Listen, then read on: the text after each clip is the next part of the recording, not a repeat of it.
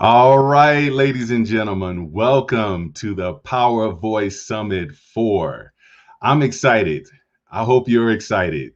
My name is Barry Overton. I have the pleasure of being your master of ceremonies today. And like I said, I am excited for this event. You are getting ready to hear in the world that have been trained, like I like to say, that have been classically trained by the maestro himself, Mr. Les Brown. I'm excited for these speakers because I've been where they've been. I was a part of the first Power Voice Summit, and I remember going back prior to this, to ever knowing about the Power Voice system, going back probably March, April of last year. And before the Power Voice system, I got to tell you, I was kind of a meek, shy, soft-spoken person during that time, and I was trying to find my power voice. I had a voice kind of like almost like Michael Jackson to a certain extent. And I was online, I was on Facebook, and I saw Mr. Brown talking about finding your power voice. And I looked into the information about the Power Voice system, and I got signed up because it sounded like such a great program. And I remember the first day being a part of it, I was so shy, and I was really timid, but I knew that there was something special about this training. And when I got onto the training, within the first 20 minutes, ladies and gentlemen, I got to tell you, I found my power voice. And I can tell you, I've been a part of this system since probably June of 2020. And you can see I've gone from meek to a power voice. I'm telling you right now, ladies and gentlemen, Mr. Brown, all around the world, he is creating power voice monsters, and he is unleashing these new speakers on the world. You're going to get to see 20 of them today. So I'm just so excited because I know what this system brings to you. And if you're listening out there right now and you have that meek voice inside, but you want to find that power voice, we're going to tell you about how to get started with this system. But what I want to do first is I want to bring on one of the visionaries for the Power Voice system and bringing this to the world. And this gentleman, he's called the Connector, and he has done just that for so many people. See, there's one thing to also have a voice, but it's important to be able to have a team that can help you to get that voice out to the world. And this gentleman is part of the team for Mr. Brown that allows us to do just that. So without any further ado, ladies and gentlemen, Mr. John Tellerico. Thank you, Barry. Super excited to be here today. Appreciate that introduction, Barry. And welcome everyone who's tuning in all over the world today. It is truly an honor and a pleasure to watch these evidently 21 voices. We have evidently a new speaker for the summit. I'm sorry, you guys. Dad duty today. But we go with the flow. We adjust. And so really have fun today. Congratulations to all the speakers, 20 speakers. You're going to hear amazing stories. Imagine what it's my son, Michele. He's got a voice as well, and he's being trained by Mr. Brown. Hang on, son, 1 second. And so I'm going to turn it over to my dear friend who has trained and molded these 20 speakers today. And Barry, I'm going to let you pass it over to Mr. Brown. Stay tuned, everyone. Support everyone in the chat box, and then we'll check in a couple hours. Thank you. Hey, you gotta love live streaming. That is awesome. All right, so before we get into some of these amazing speakers that you're going to hear, we're going to talk to the gentleman that has created the amazing speakers. There's the eaglet that is pushed out of the nest. Well, the father eagle has to at some point say, you know what, you're ready to fly. And that's what this gentleman has done with 20 of these newest eaglets that you're going to be able to hear from today. And again, he is the godfather of greatness. He has 50 years of speaking experience behind him. He's known all around the world, and he's considered to be the #1 motivational speaker around the world. So without any further ado, ladies and gentlemen, welcome Mr. Les Brown. Thank you very much there. I appreciate that wonderful introduction, Barry. And McKelly, that's my godson. He said, I want to speak first. I love it. Give him a microphone. He can handle it. Let the record show. He's hungry to speak. I'm so glad to be here. And this is an incredible time. We need speakers who bring voices of hope. There's so many people feeling hopeless, helpless, and powerless. And with the coronavirus and the mutation of the new virus that spreads easier and it's more lethal, and people are suffering from loneliness, depression, and just feeling a sense of just being out of control. To hear some voices that give them a sense of hope when there's hope in the future that gives you power in the present. To hear a voice that can bring you out of a dark place and help you to connect with your spirit and your power and your energy is more important now than ever before. So I'm excited to be here. I'm ready to sit back and watch and listen to all the speakers. I encourage all of you that are listening now to bring some positive messages into homes of people that you know. Spread the word so people that are home now, that they can hear something positive rather than all the negative stuff that's inundating all of our thinking. So call people and email people and text people and let them know the Power Voice Summit is ready to go. And now back to you. All right. Thank you so much. And ladies and gentlemen, there's a little game that's going to be played tomorrow. But I'm telling you, today, what we have today is the Super Bowl for 20 people today, and they're all winners. They're all champions that you're going to get to hear today. And you know, people are going to be around huddled around their TVs tomorrow. But I tell you what, you need to be huddled around your stream, your laptops, your computers, whatever it is that you're watching this from.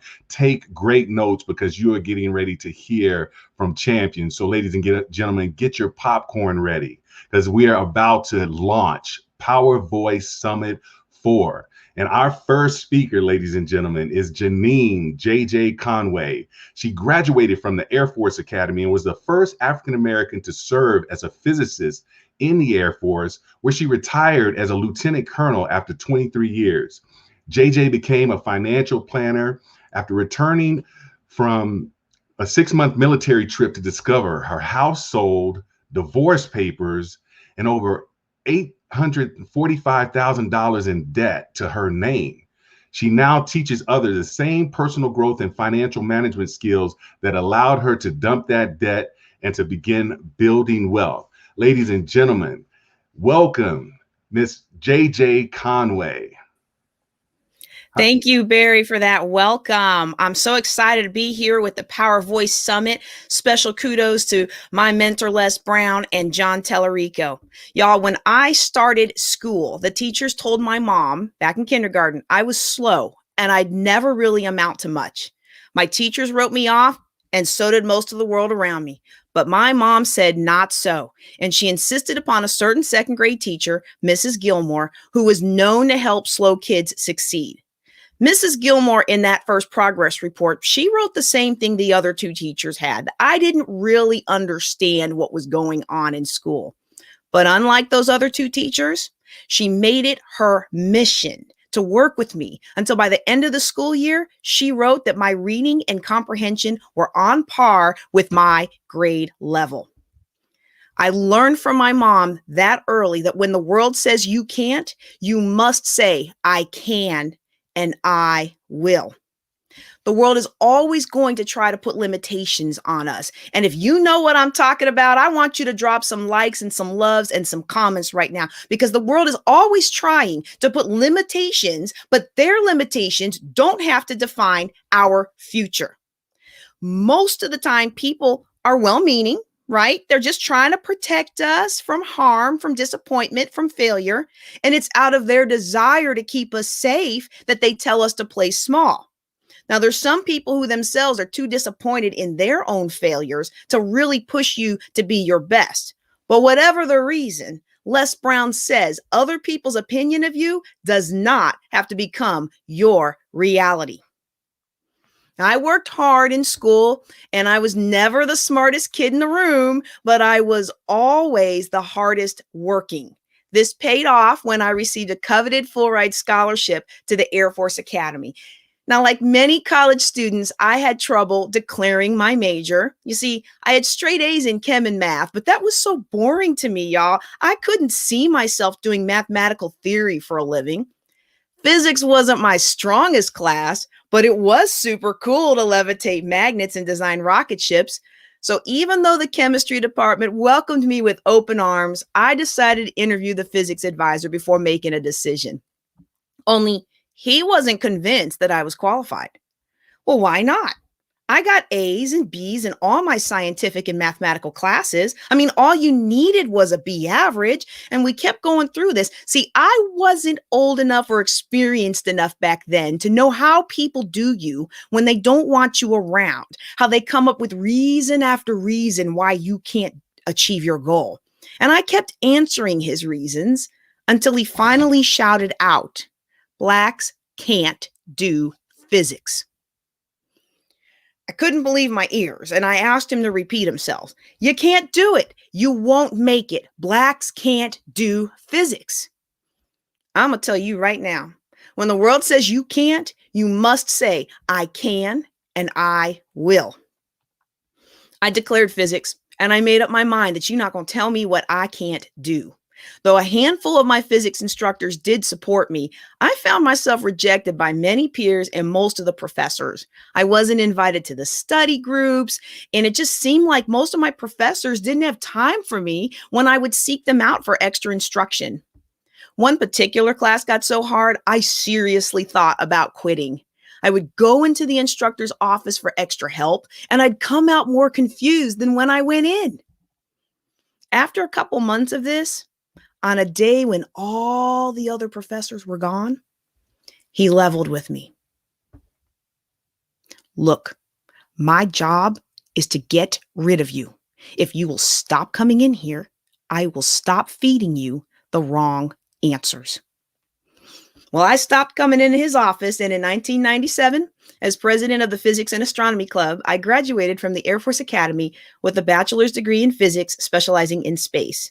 Not only was I the number 5 physics graduate, which earned me the last slot for a full ride master's degree, but this lady who was told blacks can't do physics, well, guess what? I went on to do physics for 23 years in the Air Force, being the first African American to serve in that role and the first woman of color to serve in that role. And a lot of you today, you were the first person in your family to accomplish something. You were the first one to graduate from high school, the first one to buy a house, the first doctor, the first nurse, the first business owner, the first teacher. If you've been the first to do something in your family, I want you to tell me about it in the comments, because I'll bet you had a lot of people try to tell you you can't do it. I bet they tried to tell you not to waste your time. And I'll bet you found it to be true what Les Brown said, that the greatest revenge is massive success. Oh, don't let anybody ever tell you you can't do it, y'all. After all, Audrey Hepburn reminded us nothing is impossible. The word itself even says, "I'm possible." So when the world says you can't, you must say, "I can and I will." Halfway through my military career, I came home from a trip to find my house sold, stuff thrown out, divorce papers in my face. I was now a single military mother with over $845,000 of debt. People told me to walk away from my debts or to file bankruptcy. It was just too much. There's no way you could overcome that. That's what everybody said. But I couldn't file bankruptcy. I would lose my security clearance, and with it, the only job I knew how to do. I was not going to give up that easy because I couldn't afford to lose my job. I needed to put food on my table. You know, I always wonder, when people tell you to give up, what exactly do they think you're going to do? Bankruptcy was not going to solve this. Albert Einstein said you cannot solve today's problems with the same level of thinking that created them. And when you want to make massive change in your life, when you have what appears to be an insurmountable obstacle blocking your way, it requires a creative new way of thinking in order to find a way forward. I learned how to hustle in a hurry, y'all. I learned how money worked, and I learned how to teach classes on dumping debt and how to invest in real estate without going into more debt. I was fighting for my legacy and for my son. I now empower others to win with money using the same money management, real estate investment, and business strategies that got me out of all that debt. 11 years later, I am retired from the Air Force. I am now a full-time mom by day and a full-time speaker, trainer, and coach by night. I'm here to tell you, when the world says you can't, you say, I can and I will.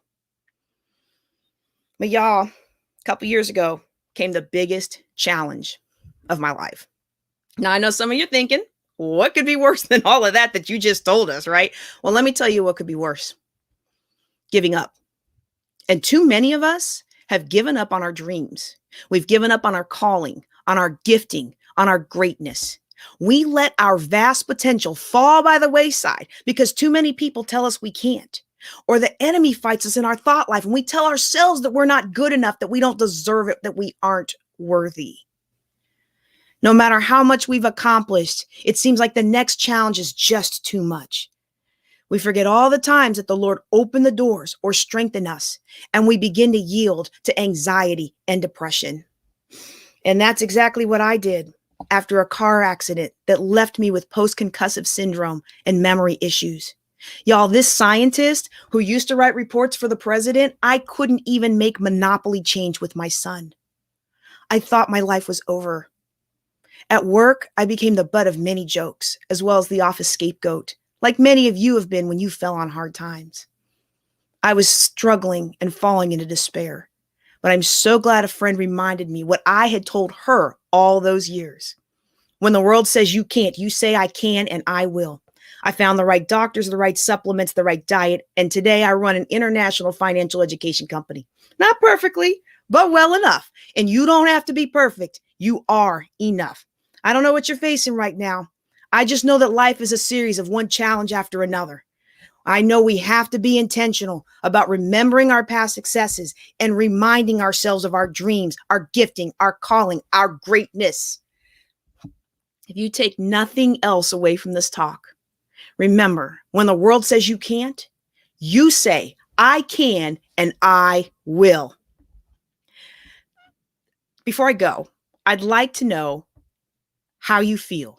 Drop something in the comments and I will personally respond to you.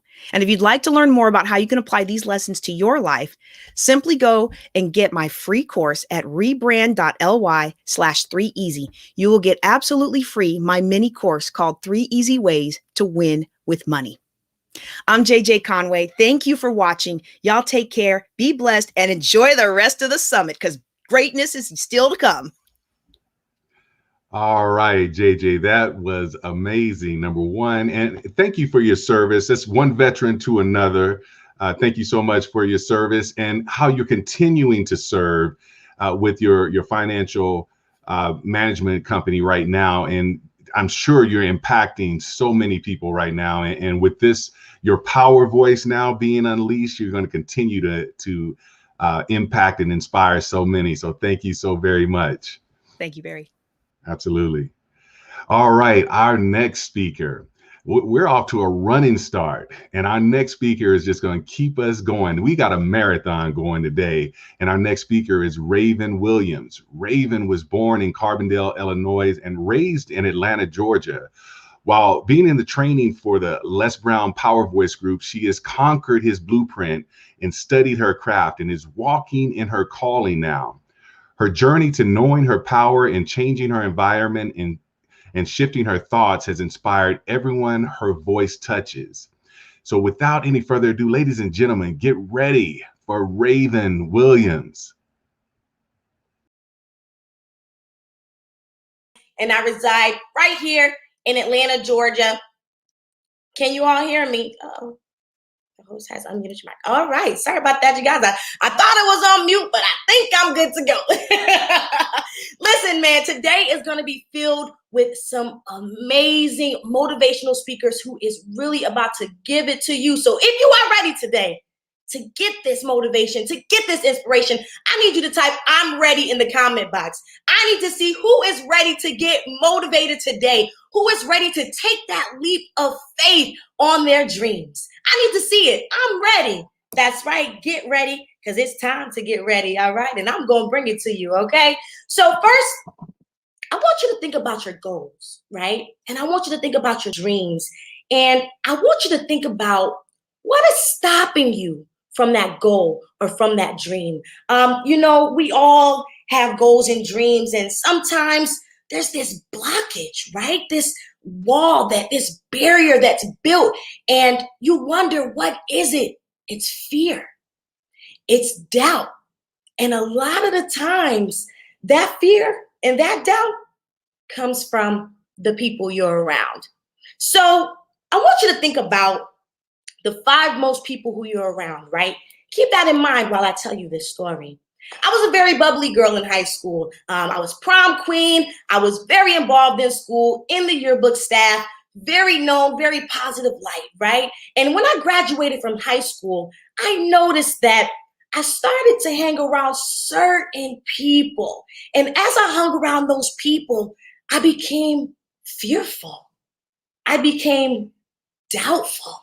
That young girl who was so bubbly and had that amazing personality, she wasn't there anymore. And for years, I wondered, what was it? And one day, it finally hit me. It was the people who I was around. Now, I told you to think of those 5 people. I want you to write their names down. I know you got a pen and paper. If you're here listening right now, I know you got a pen and paper. Write down the 5 most people who you hang around. Write their names down. Put a P next to their name. That means they're positive. They uplift you. They pour into you. And then I want you to put an N next to the names of the people who, I hate to say it, they Debbie Downers. They take from you. Anytime you bring a great idea, they create a reason why that idea won't work. Yeah, those are Debbie Downers, right? But we all have them. I hate to say it, but I got a couple of them in my family. You know what I'm saying? And I'm not saying to continue to, not be around these people or close these people out of your life. But what I am telling you to do is be mindful of the amount of time that you're spending around those people. You want to be around people who, when you plant that seed, they're coming with water and they're pouring that water over your soil to make sure your seed is ready to go and bloom and blossom, instead of people who, when you plant your seed, they come in with a shovel and they coming to dig that seed out. People are out there like that. So you have to be mindful of who you are spending your time with, and be mindful of who you're telling your dreams to. Everybody don't need to know what you're doing. Because you don't know people's intentions, right? So you have to, what my mentor, Les Brown, likes to say, you got to keep OQP people around you. Now, if you listen to Les Brown, I know you know what OQP stands for, okay? Only quality people. That's the only type of people who you need to be around. Because I'm telling you right now, the people who you are around is going to determine your level of greatness in life. You are a reflection of the 5 most people who you spend your time around. So you better go through your list and start making some modifications. I know I did. And again, I'm not saying it's going to be easy, but there's certain levels in life where you cannot take everybody with you. And if you really truly see success for yourself, you got to modify the people in your life, especially when you bring them ideas and they don't believe in your ideas. I created the brand Your Girl TV. We're the #1 source for positive celebrity culture. And this was 5 years ago when I created my media publication.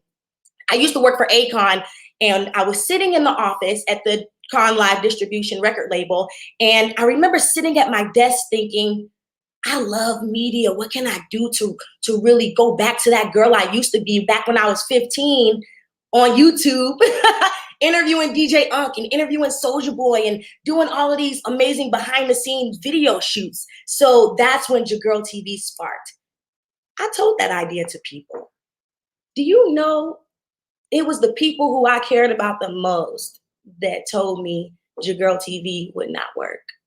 And this is friends, people who I looked to for advice and for guidance. I was told it wasn't going to work. I was told you need to change the name, Jagirl TV. What do you plan on doing? How do you plan on making money? I mean, they was coming left and they was coming right, but nobody believed in my brand. But you know what? I've had the name Jagirl since I was 15, and I'm going to keep the name Jagirl. And I'm going to create Jagirl TV. That's what I said to myself. I said, y'all can't tell me what I can and can't do. This is my brand. You got to believe in yourself. You got to have that belief that no matter what anybody says, you will overcome, and you can set whatever goal you need to set and achieve it.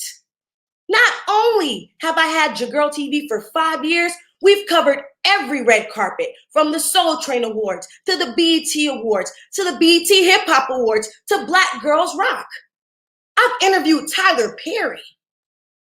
Can you imagine if I allowed those naysayers and negative people to stop me from creating Jagirl TV? We are the #1 source for positive celebrity culture. We are changing the perspective of how media is perceived, making an impact on thousands of people's lives who read our articles with inspiration. And to think somebody wanted me to not move forward and have my dream of creating Jagirl TV. So again, be mindful of the people who you are around. I'm going to leave you guys with this. I was listening to my mentor, Les Brown, his Choosing Your Future. And something stood out to me. He said, you know, you got to believe that things are supposed to happen for you. And he even made a joke. He said, you know, it's not good to be true. It's happening to the right person. It's happening to me. That's the type of attitude that you have to have for every goal that you are setting out to achieve. Thank you guys so much. This was such a blessing. My name is Raven Williams. Please feel free, reach out to me. I am offering a 2-day free webinar. If you were inspired today, you were uplifted today, if I touched you in some type of way and you want to hear more from me, guess what? I want to connect with you. Sign up right now. It's absolutely free. It's also going to come with a free copy of my workbook, which we are going to use during those 2 days of this free webinar. And I'm going to help you. I'm going to help you bring that attitude out, that belief, that conquering of whatever goal that you have set for yourself. Thank you, Mr. Brown. Thank you, John. This is an amazing platform. Listen, if you are inspiring to be a speaker, what better way to train than with the #1 speaker in the world, Mr. Les Brown. This program has changed my life, and I know it's changing yours because you're here right now listening to us speak. Thank you. Thank you so much. All right, Raven. I tell you what, when you said write those 5 names down, I wrote Raven Williams and put a P next to it. Yes! I love it. I love it. It's real, man. You got to be mindful of the people who you're around, because if you're destined for greatness, some people don't want to see you do great. And I hate to say it, but it could be the people in your circle. Yes, yes, indeed. And you such an amazing message that you just delivered to us, and truly appreciate you being able to be on this platform and deliver that message. And you're going to continue to inspire so many more people. So thank you so very much. Thank you. Thank you. And you guys connect with me. Go to my website and connect with me. Yes. Thank you. All right. All right, ladies and gentlemen, you see, we are not playing over here. And we're going to keep it going. We got another gentleman that's coming up right now that is, there's something special about him, and I'll tell you as I'm introducing him, but his name is Corey Jones. Corey D. Jones is better known as CJ, the empowerment speaker. And he was born in Pontiac, Michigan, but now he resides in my hometown. I live in Denver now, but I grew up in Austin, Texas, where Corey is at. He has spoken at numerous conferences throughout the U.S. and has taken the world by storm with his intense creative style presentation on self-improvement and development and overcoming mental trauma. So, ladies and gentlemen, get ready. Corey Jones. Hello, everyone. My name is Corey Jones, also known as CJ, the Empowerment Speaker. And first and foremost, I want to thank John Tellerico and Les Brown for this opportunity and for sharing their platform with us. This is what I want to say. Ask him to show you the way, and he will. I had to do the same thing for myself. Ladies and gentlemen, I want you to think about your life and everything that you set out to accomplish and how life just came and disrupted your entire course. There was nothing you can do. It was out of your control, and you're like, why? See, today I want to talk to you about going from tragedy to triumph. Go ahead and write that in the chat. Tragedy to triumph. See, when I think about my life, which is often hard for me to do, because I can recall the moments and the times my life was a living hell. I hated my life. So much so, at 10 years old, I contemplated an attempted suicide for the first time. And you're probably thinking, why would you do such a thing at such a young age? Because I was tired of the trauma. I was tired of the pain. I was tired of the toxic environment that I lived in and I can do nothing about. Everything that was happening to me was outside of my control and I was sick of it. And I said, there's one thing I can control, whether I live or I die. So I'll never forget it. Standing in that window, second story, with tears in my eyes because I was fed up with life. And I said, this is today I end my life.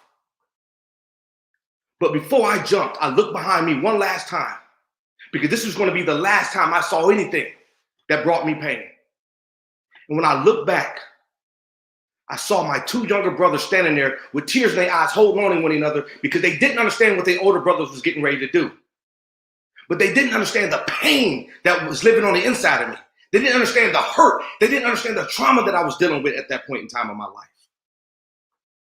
But when I looked back and I saw those tears in their eyes, I heard a voice say, get down out that window. You can't leave your brothers to fight this by themselves. When I heard that voice, I got down out of that window and I walked over to my brothers and I held on to them and we all cried together that night in our bedroom. I don't know what you're going through right now that's watching this, but some of you right now are at the breaking point. You're like, why me? I'm so tired of this. Why do I got to keep going through this? Why does my life have to be full of so much weight? My question to you is, why not you? I want you to point out somebody who you want to carry your pain. Because see, in this thing called life, we all have weight to bear. You may not like it, but it's your weight to bear. COVID has came and it has caused mass destruction. I mean, people's homes are foreclosed on. People have lost their job. People are in domestic violence cases. The divorce rate is soaring through the sky. You're like, what's going on? Who are you here for? See, I stayed because of my brothers. They needed me. Who are you still here for? Who are you fighting for? This is what I like to say. Life was never given to us to be easy. Life was given to us to be managed. How are you managing your life? I want you to know something. When adversity knocks on your door, I want you to open that door up and stare adversity in the face and say, I would not let you break me. I will break you before I let you break me. You got to be bold with this thing. And there's some things in your life you just cannot control. Imagine this. I'm laying in my bedroom and I hear screams coming from the next room. My mother screaming for help because the person that said he loved her was in there beating on her and trying to rape her. And my first instinct was to get up and go help my mom. And when I tried to open up my bedroom door, I couldn't get out. It slammed shut immediately. The man took belts and tied my door shut to my mother's door. So she couldn't get out to get to me and I couldn't get out to get to her. Outside of my control. Trauma. I've seen things that no child should have to see in their life. Walking up the stairs. Seen this man, one of my mama's boyfriends, 6'4", 6'5", 255 pounds, 60 pounds, trying to drown his own son in front of me. I'm talking about I was broken. And all these things were outside of my control. Some of you right now feel like that. It's outside of my control. We look at other people and say, they don't have it as bad as I do. But just because somebody carries their weight well doesn't mean it's not heavy. Again, we all have weight to bear in this life. And we may not like everything that we're going through, but I'm telling you right now, the weight that you're carrying is specifically designed for you. And if you're standing here today, you are a miracle child. It's by God's grace that you're still here, because the things that came to break you, God said, I'm gonna make you stronger. The things that came to reroute you and throw you off your path, God said, I'm gonna put you back on course. I remember when I was 16 years old, I had to make one of the biggest decisions of my life. My mama told me, she said, son, I'm moving back to Pontiac, Michigan. I cannot stay in this situation. It's too violent. But I've been holding on to a secret for 7.5 months. Nobody knew. And my mama told me she was getting ready to leave. I knew I had to tell her what I've been holding on to. So I walked to my mom's room. I said, Mom, I got something to tell you. And she said, what is it, son? As she was putting her stuff together. And I remember dropping my head. And it's like something kicked in. She already knew, but she never said anything. She said, your girlfriend pregnant, ain't she? And I said, yeah. And my mom went off. She said, I told you. I had you at 15. You're not ready to be no parent. Your life is messed up. I'm sorry. She told me everything she wanted to tell me, but nothing that I needed to hear. And she said this to me. You're coming with me. I said, Mom, I can't go. She said, I don't care what you say. You're bringing your behind with me. I said, Mom, I can't go. You wouldn't leave me.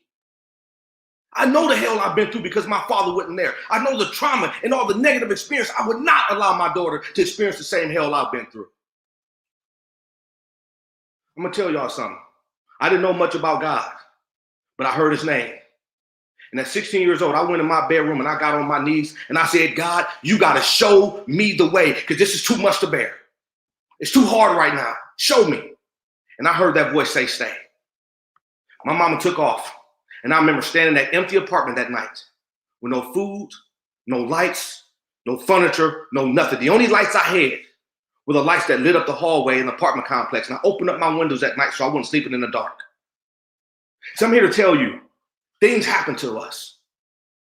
But if you're here, if you're still standing, you are a miracle. You're God's miracle child. And because the same voice that told me to get down out that window was the same voice that told me to stay. And because I stayed, I never missed a day of my daughter's life. She's 18 years old right now in college, and I have an 11-year-old. I'm married to my high school sweetheart, 21 years of being together. I'm a 3-time author. I started my own speaking business. I'm listed on the #1 motivational speaking app in the nation with Les Brown, Eric Thomas, Inky Johnson, Lisa Nichols, Tony Robbins. You name it, they're on there. All because I said yes to what God told me to. It was uncertain at times, but I did it. And if I can do it, you can do it. And this is what I want you to know. In this life, you're going to fall. But like Les Brown says, if you fall, land on your back. Because if you can look up, you can get up. And I got up and I conquered everything that was in front of me. So this is what I want you to do. If you're looking to become an effective speaker, you're dealing with mental trauma, self-development issues, these things, I want you to go to my website at www.coreydjones.com. And I want you to book a free 30-minute coaching session with me. I want to help you find your voice, curate your story, and help you become a phenomenal transformational speaker. Thank you, Les Brown. Thank you, John. I really appreciate this. And let's finish out strong. All right, and thank you, Mr. Jones. That was a riveting speech, and I know that you touched some people with that. You're impacting right now in this very moment with that powerful message, because there's so many people that you're right. 2020 has brought some hard times on some people, but you are an example that hard times are, something I always say is the struggle is real, but so is your greatness. And truly, the greatness is real in you. So thank you so very much. Thank you. I appreciate y'all. Absolutely. All right, ladies and gentlemen, we've just had 3 very powerful speakers. We are off to a great start. Let me ask you, you may be listening to this right now and thinking to yourself, do I have a power voice? Is there some training that I can get that can get me in the right direction to unleashing my power voice? Well, let me tell you something. If you want to go to powervoicetraining.com, and you can actually learn more about the Power Voice system and get registered.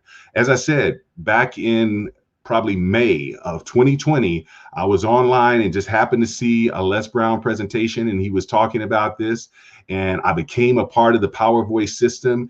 And I can tell you, my speaking life has just launched since that day. It's been unbelievable what doors have been opened to me because of this system. So again, powervoicetraining.com will be the first step to unleashing your power voice. I can't tell you the importance of having a great mentor in your life. You know, John C. Crosby, a U.S. politician from the 1800s, once said that mentoring it's a brain to pick. You know, it's an ear to listen, and it's a push in the right direction. And really with this system, that's what you're going to get, is you're going to get the opportunity to pick the brain of the godfather of greatness, Mr. Les Brown. You're going to be able to hear him give you information that will help you to grow in your speaking. And he's going to push you in the right direction. Just like I said, that eaglet, when it's ready to fly, when it's ready to leave the nest, the eagle, the papa and the mama eagle will release that eaglet and let them start to fly and let them soar. And that's what you're seeing today, is some amazing people that are soaring right now. And we're ready for you to soar just as well. So remember, powervoicetraining.com. All right, we're going to do a giveaway real quick. So I want to see who's listening, who's taking notes, who's paying attention. So I mentioned, we talked about JJ Conway. And she shared that she was in the U.S. Air Force. If you know what rank that she retired at, type it in the comments and you will win a $50 gift certificate. So remember, JJ Conway, she's our first speaker, U.S. Air Force retiree. What was the rank that she retired at? Type it in the comments. All right, so as you're doing that, we're going to get ready for our next speaker. Ladies and gentlemen, she's coming to us from the other side of the world right now. Now, she is a native New Yorker, but she's currently living her everyday dream in Bali, Indonesia. She is an author and a creator of her life. She helps unfulfilled, worn-out professionals reclaim their power by building their awareness and igniting their courage to lead their non-negotiable life. Ladies and gentlemen, Noelle Sheeran. Hello. Thank you so much, Barry. Hello, everybody. Well, hello, beautiful people. My name is Noelle Sheeran, and I am coming to you live from the beautiful island of Bali, Indonesia. And it's currently nighttime. So for many of you, I am in the future right now. And I just think like, wow, I'm in the future. Well, rest assured, the future is looking quite bright. Well, I want to thank you all and welcome you all for being here today. It's such an incredible, incredible honor for me to be here. I mean, never in my wildest dreams would I have imagined that I would be speaking on the same platform as the legendary Les Brown himself. And just saying that out loud is blowing my mind. But it just goes to show you, dreams do really come true. You see, I want to take a moment to thank Mr. John Tallarico and Mr. Les Brown for giving me this incredible opportunity today. So I have a very important question for all of you. But first, I want you to think back to a time where you felt alive, to a time where you felt like you were living your best life. You were on top of the world. You were unstoppable and you were lit up inside. Now take a moment and think back to that time. I want to know what were you doing? Where were you living? Who was surrounding you? What was your environment like? What was the weather like? Now take a moment and think about that vision. Now, how many of you have that feeling in your lives frequently on a regular basis? Now, be honest. Type a 1 in the chat box now. I want to know. How many of you have that feeling in your lives on occasion? And so by that, I mean, you have a busy work week, you have things that are going on, but you look forward to the weekend so that you can do whatever you want to do with your personal life. You could live out of your comfort zone. You could leave things up to chance. You could be yourself. Type a 2 in the chat box now if that is you. Now, for anybody else left not knowing or recalling that specific time when you felt like you were living your best life, chances are you might be operating on autopilot. And so by that, I mean you're on one frequency. You're at one speed. You're doing the same thing day in and day out. Chances are you're stuck in this wheel that you're in, and you're not getting out of your comfort zone. You're not being exposed to new opportunities and new people around you. Now type a 3 in the chat now if that is you. You see, chances are not all of us are living with that fire, with that passion, with that zest on a regular basis. But what if I told you that you can have that? What if I told you it could be yours? Would you sign on the dotted line? Now type a hell yes in that chat box now. You see, I asked this question because, who wouldn't sign up for that deal? Who doesn't want to be living their best life on a regular basis? It's a no-brainer, right?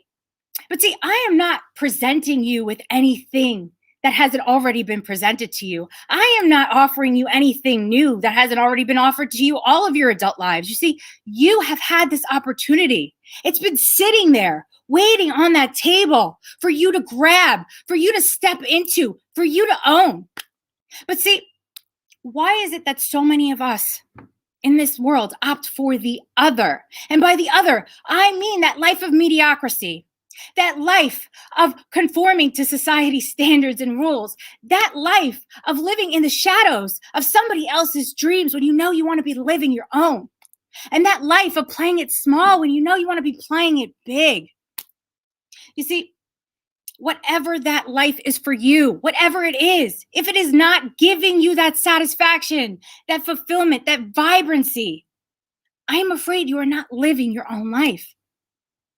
You see, you're existing as a bystander on the sidelines as you watch this thing called life pass you by, and you stand there and you scream and you shout, and maybe other times you root and you cheer, but you are never actively participating in this thing called life. And it was Oscar Wilde who had once said, "To live is the rarest thing in this world. Most people exist, and that is all." And you see, that hit me hard, because I found myself merely existing. You see, I was that bystander on the sideline, watching this thing called life pass me by. And see, I thought I was living. I really did. And to many people around me, it might have looked like I was living. But deep down, I had this feeling inside that there was something more for me. I knew I had more to give. I knew this wasn't the end for me, and I wanted it. But see, I had checked off all those boxes that they tell you to check off. I had graduated from the Fashion Institute of Technology.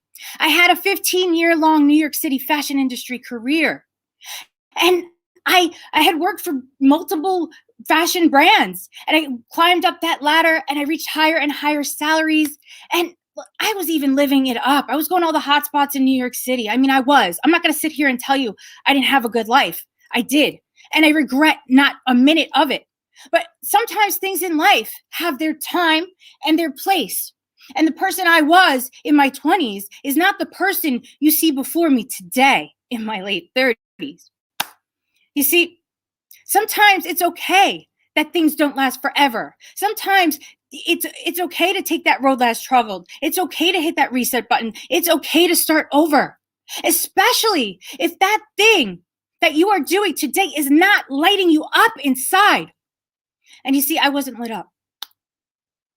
So when you think about your life and you think about your short time here, because make no mistake, your time here is short.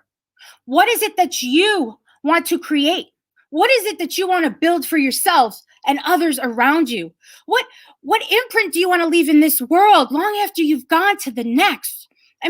How do you want to be remembered?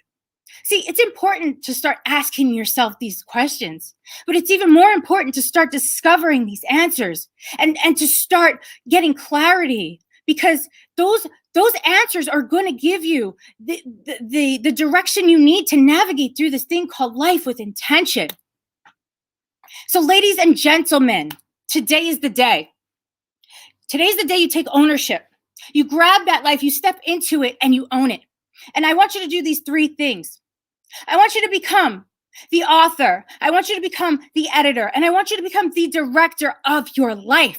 I want you to write your story. I want you to edit it as many times as you need to. And I want you to direct this masterpiece that you call your life. If there was ever a role to rise to, if there was ever a title to declare as your own, it is those 3 roles right there. You see, I'm here to tell you that when you reclaim your power and you take that road less traveled, that path that they don't tell you about, it can lead you to magical, magical places, places that you never thought were possible for you. You see, I had failed to take ownership. And one day in February of 2018, life had to intervene, as the great Les Brown would say. And man, did it ever. I mean, I was let go from my job unexpectedly, and my world was thrown upside down.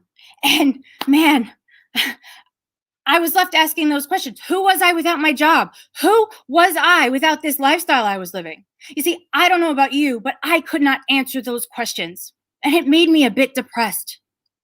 But see, that was my sign, loud and clear, to start doing things differently, to start taking ownership, to start thinking about what I wanted to create for myself in this life, and to be intentional with what I have, what time I have left. So, ladies, and so months later, weeks later, after losing my job, I had no ideas of what I was going to do. And I found myself on the spontaneous trip to Bali. And little would I know how significant that trip would be for my life. You see, it was on that trip where I was in this world of black and white, and I discovered this new world of color. It was in Bali where it spoke to all of my senses in ways I would have never imagined. And it made me feel alive again. You see, it was a gift. And more so than ever, it introduced me to a new way of living this thing called life and being intentional.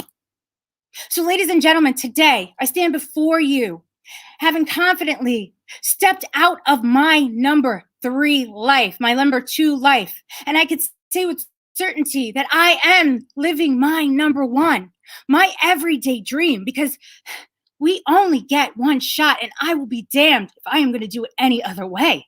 And so for my number 2s and my number 3s out there, it is possible that you can grab it and you can have it and you can own it.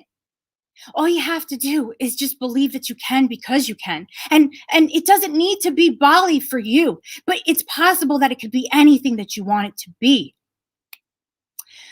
So once in a while, I want you to blow your own mind. See, you never know. You never know. You might find yourself speaking on a platform with a legend someday. And I will say it again. Dreams really do come true. My name is Noelle Shirian, and I am here to tell you that when you participate and get in this game called life, and you reclaim your power, you can live your everyday dream. I am. So if you guys want to learn more about how I was living my everyday dream and how I could help you live your everyday dream, please go to my website at youreverydayDream.com. I would love to help you get there, because it's possible. All right, Noelle, such a powerful message. And the greatest takeaway, I think, from that was the author, editor, director. I mean, that says volumes. And if we all live that type of life, again, we do live our dreams. And I love the fact that you are living your dream in Bali, Indonesia. That's amazing. Thank you, Barry. I appreciate that. Thank you so much. Absolutely. Thank you.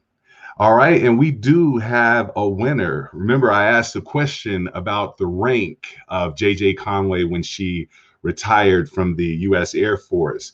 And we have a winner with that, with Amira Answar.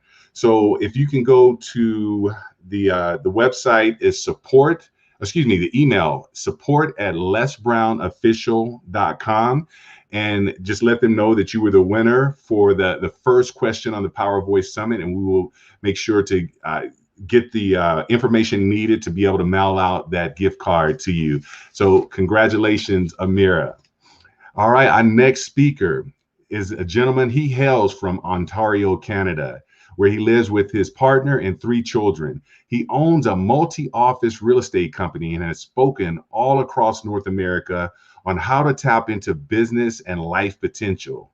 He has authored a book and a workbook in spiritual development realm, The Integrity Vow, Engaging in Your Authentic Self. Ladies and gentlemen, welcome to the stage, Ryan Hodge. Hi there, my name is Ryan Hodge, and it is an absolute honor to be here and contribute to you today. First and foremost, I want to say thank you to the legendary Mr. Brown and John Tallarico for supporting all of us in sharing our story, in sharing our voice, and getting the opportunity to contribute to other human beings. Again, my name's Ryan Hodge, and we may not have met each other, but now we have. And I look forward to getting to know you a little bit better.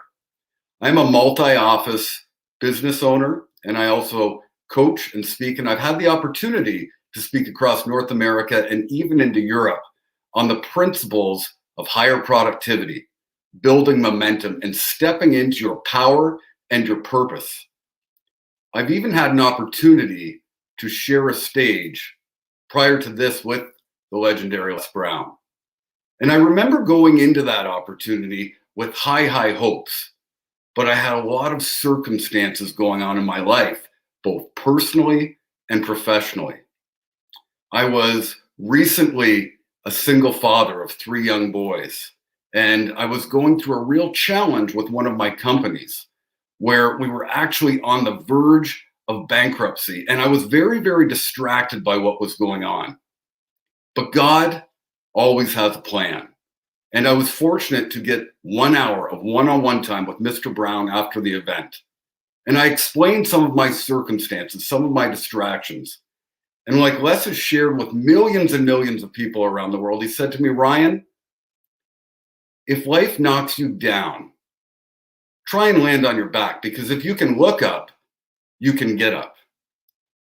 And that resonated with me on such a deep and spiritual level, because the universe is not always fair, but it is perfect. Everything that shows up to teach us exactly what we learn and need to learn in order to grow further. I moved away from that event with so much gratitude. We were able to stabilize our organization and actually allow it to thrive. But it all required a series of specific choices, intentions, and aligning our intentions with our actions. I want to share this with you today, and I hope that you write this down. Every single thing that we do is a choice. Every choice leads to an outcome. And every single outcome is an opportunity to learn, grow, and evolve further. See, I work in a lot of universal laws, and the universal law of cause and effect says that every action we take has a consequence, whether it's positive or negative. And wouldn't you feel right now that our world, with everything that's going on, has fallen down a little bit? And I'm not going to minimize what's happening, but do you ever notice how in a series of circumstances, some people always seem to thrive, to create momentum, to step into their power, where others never seem to be able to catch a break? See, we all go through different experiences. We all go through different situations that show up to test us, to teach us, to allow us to step into our potential and power if we make the choice to do so. But of course, ultimately, that choice is ours. See, my purpose today is not to teach you about success. I've coached and spoken about success, making more money, and doing all those things for many, many years. But success does not equal fulfillment. See, success is nothing more than a toxic replacement for fulfillment. What I want to talk to you today about is happiness and freedom. What results do you need to create in your life, in your business, to experience the happiness, the freedom, and the results that you not only desire, but that you deserve? Because circumstances are temporary, and what we're going through right now is temporary. Seasons pass, seasons change, and I'm certain that this will pass. Like many of you, I've had a number of misadventures along the way. But change doesn't happen over time, circumstances do. Change happens in the instant. In the instant we make a decision to start moving in a different direction, that is when we step into our power. That is when we step into our highest purpose, into our highest path of productivity.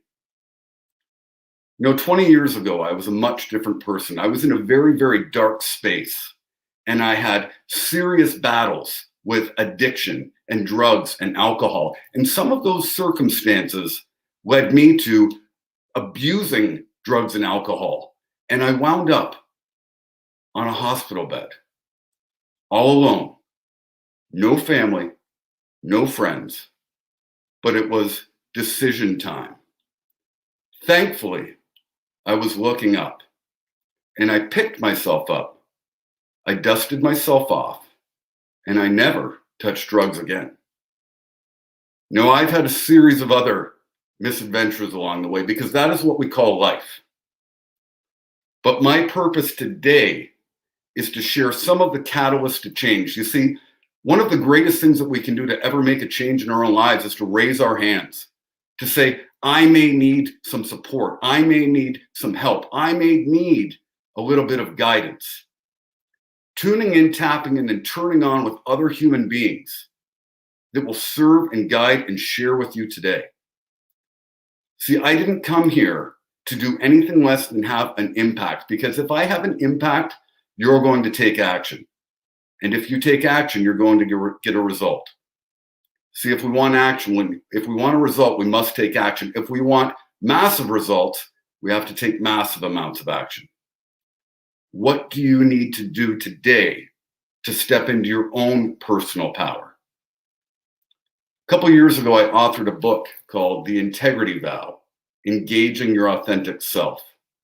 And this is a book in the realm of spiritual development. It deals with ancient principles and universal laws, but it applies to a lot of the day-to-day experiences that we all have, the challenges that we all have, such as low self-worth, such as challenges with integrity, challenges with addiction, challenges with relationships, and ultimately building momentum, allowing you to step into your higher self, into your path of purpose, into productivity, and building momentum in whatever tests the universe gives us. It also comes with an accompanying workbook, and it's available on audio version as well. For today and the Power Summit, I have posted it for $1 at www.theintegrityvow.com. Again, my name's Ryan Hodge, and we may not have met each other before today, but now we have, and I look forward to getting to know you better. It has been an honor to serve, lead, and inspire, and I cannot wait for you to have your best year yet. All right. Thank you so much, Ryan. What a great message. And I love the fact that you're selling the book for $1. So you're making it accessible for anyone and everyone that needs that message. And that speaks volumes to the person that you are. So thank you so very much for that. Thank you. It's a blessing. Absolutely. All right, ladies and gentlemen, we're getting ready to go to the next speaker. We just have 20 juggernauts that are on this platform right now, and this is a perfect example of one. Let me just tell you a little bit about it. She is widely recognized as an accredited empowerment coach, mentor, holistic practitioner with almost a decade of experience. Mia specializes in providing holistic financial wellness methods that improve both financial health and overall well-being for her clients. Utilizing her extensive background in financial literacy and level 3 Reiki, energetic and prana healing certificates, Mia founded the Freedom with Love, formerly known as the Good Credit Diva, a credit comprehensive finance management firm where she teaches financial stability that encourages financial assertiveness, as well as personal evolution. Her passion for educating and healing and teaching others is exemplified in her intensives and workshops that she facilitates in various organizations, businesses, and events throughout the globe. Mia brings her warmth, wit, and to every engagement that she's involved in, and she believes that healing reduces people's resistance to change. She counts it to a privilege to watch others experience a sense of freedom and confidence in their ability to not only make money, but to make time for what matters most. Ladies and gentlemen, welcome to the stage, Mia Love. Hi, Barry. Hello, everyone. I am extremely grateful to be here to share information with you on this amazing platform. It is truly a privilege. And first of all, I want to give it up to our host. Your enthusiasm and energy has been amazing and inviting. The grace that you've brought us into this space with is truly a privilege. Next, I want to talk about John Tallarico. Ladies and gentlemen, when I reached out to John, I knew he was an amazing individual, but I didn't know truly how amazing he was. I reached out to John, and the date that I selected for my appointment was on Thanksgiving Day. Listen, John didn't know me from Adam or Eve, so he could have simply rescheduled the call for another day, and that would have been truly a thing that could have been done because it was Thanksgiving. But he took my call anyway, and just like you saw him this morning with his son, that's the type of caring person that he is. He gave me the time and space to talk about what I wanted to accomplish and ensured me that I was in the right place at the right time. I can't say enough about his entire team, Dolly, Fernanda, and Winnie. Oh my gosh, Winnie has truly explained so many things to me about technology. And you would think after that introduction that Barry just gave me that I knew everything about technology, but I didn't. I should have known those things, but with grace and enthusiasm and so much patience, Winnie explained everything to me. So thank you does not suffice, but I will tell you that I am so happy and grateful that I'm a part of this Power Voice family. The incomparable Maya Angelou says, I've learned people will forget what you said. They'll forget what you did, but they will never forget how you made them feel. We can all attest to that, right? By John taking my call on Thanksgiving, that made me feel important. My goal is to make you feel two things, freedom and love. Being a part of the Power Voice with the legend himself, Les Brown, has reinforced that I'm in a place where individuals know that they have greatness inside of them. Not just because he tells us that, but because we really, really and truly know that it is true. Write this down. The sky is limitless, and so are you. Loving yourself is easy. The hardest part is continuing that mindset. But as long as you push, you will always come out stronger. How do we continue that mindset? Freedom and love. That's what I'm talking about. You do that by using your superpowers. That's how. Now, when I say superpowers, I'm not talking about Marvel or DC Comics, but listen, if that's what you're into, don't worry about it because I absolutely love them too. I love superheroes, superpowers. Give me a good Marvel or DC movie and I'm happy. My name is Mia Love and my superpower is transformation. You see, I followed what I thought was the right path. Now, that's not to say that I didn't take a few bumps along the road and a few wrong turns, because I definitely did. But as far as education is concerned, my goal was to gather more degrees than a thermometer, Arizona, and Las Vegas. Now, isn't that hot? A little bit too hot. Career. After all, who doesn't want to be a career man or woman? That was my aspiration, and I did everything I could. But grab a pen and a paper, because I'm going to let you in on a little secret. Most careers are jobs, and JOB stands for just over broke. Now we can all imagine that's not where we were trying to get to, right? Now back to this magic. For me, it's Black girl magic. So what I mean by that is I thought that my superpower was being a super employee, a super mentor to new employees, and all the other things that my JOB wanted me to do. I'm talking superwoman style. Okay. We're going to go with Storm, Black superhero. But listen, I could respond to an entire inbox in a single bound. I could schedule a meeting faster than a speeding bullet. And I thought that I was hitting the mark with doing all that. So many things that I thought that I needed to do to be the best person. And while I am truly thankful for all of the blessings that my job has provided me, I realized that my mentality about this job, the concept that I had in my head about this career and everything that I was expecting it to do for me was actually keeping me from my freedom and my love. That was actually my kryptonite. Do you know what kryptonite does to superheroes? It stops your superpowers from coming into full power. It stops them from reaching their full capacity. I had to break free from my thought process. Now, don't get me wrong. I'm not telling anyone to go out and quit their job. That's not what I'm saying. But what I am saying is that you've got to change your mindset about what your job can provide. If you love your job, keep your job, absolutely, and be the best that you can be while you're there. But have the wherewithal to know what your superpowers are in case your job falls out of love with you. In this day and age, people are being replaced by technology. They're being furloughed. Artificial intelligence is coming in. So it is so important that you can recognize your greatness and tap into what makes you uniquely you. What is the one thing that you do so well that people say, wow, how did you do that? You've got to be able to find peace in chaos. You've got to be able to find calm in the midst of a storm, and you've got to be able to find happiness in unprecedented times. That's what we're living in now. That's where you will be able to discover your superpower. For some people, it's sending an email to themselves before they send it out to somebody else. Why would you do that? Well, because sometimes that intended recipient, if you send it to them too early, that's going to send you straight to the termination line. And I don't think that's where anybody's intended to go. I don't think being broke is anybody's superpower. It's definitely not mine. And I would guess that it's not yours either. So what do you do in that moment when you are tired of being tired, sick of being sweet, and you want to take killing with kindness to the next level? You know what I mean. You've got to quiet your mind. You've got to transform your thinking and tap into that quiet place. Emerge as the superhero that you know that you truly are.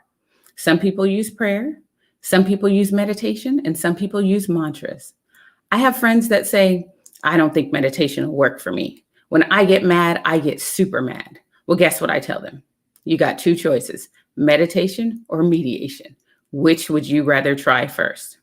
Seriously. Meditation, either guided meditation or independent meditation, leads to manifestation and your ability to step into your greatness. Write this down. When you quiet your mind, your soul speaks.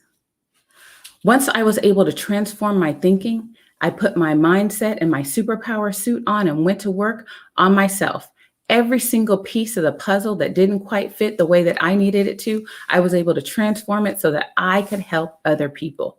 I'm sure we all have our alter ego in there and we know exactly who we want to become.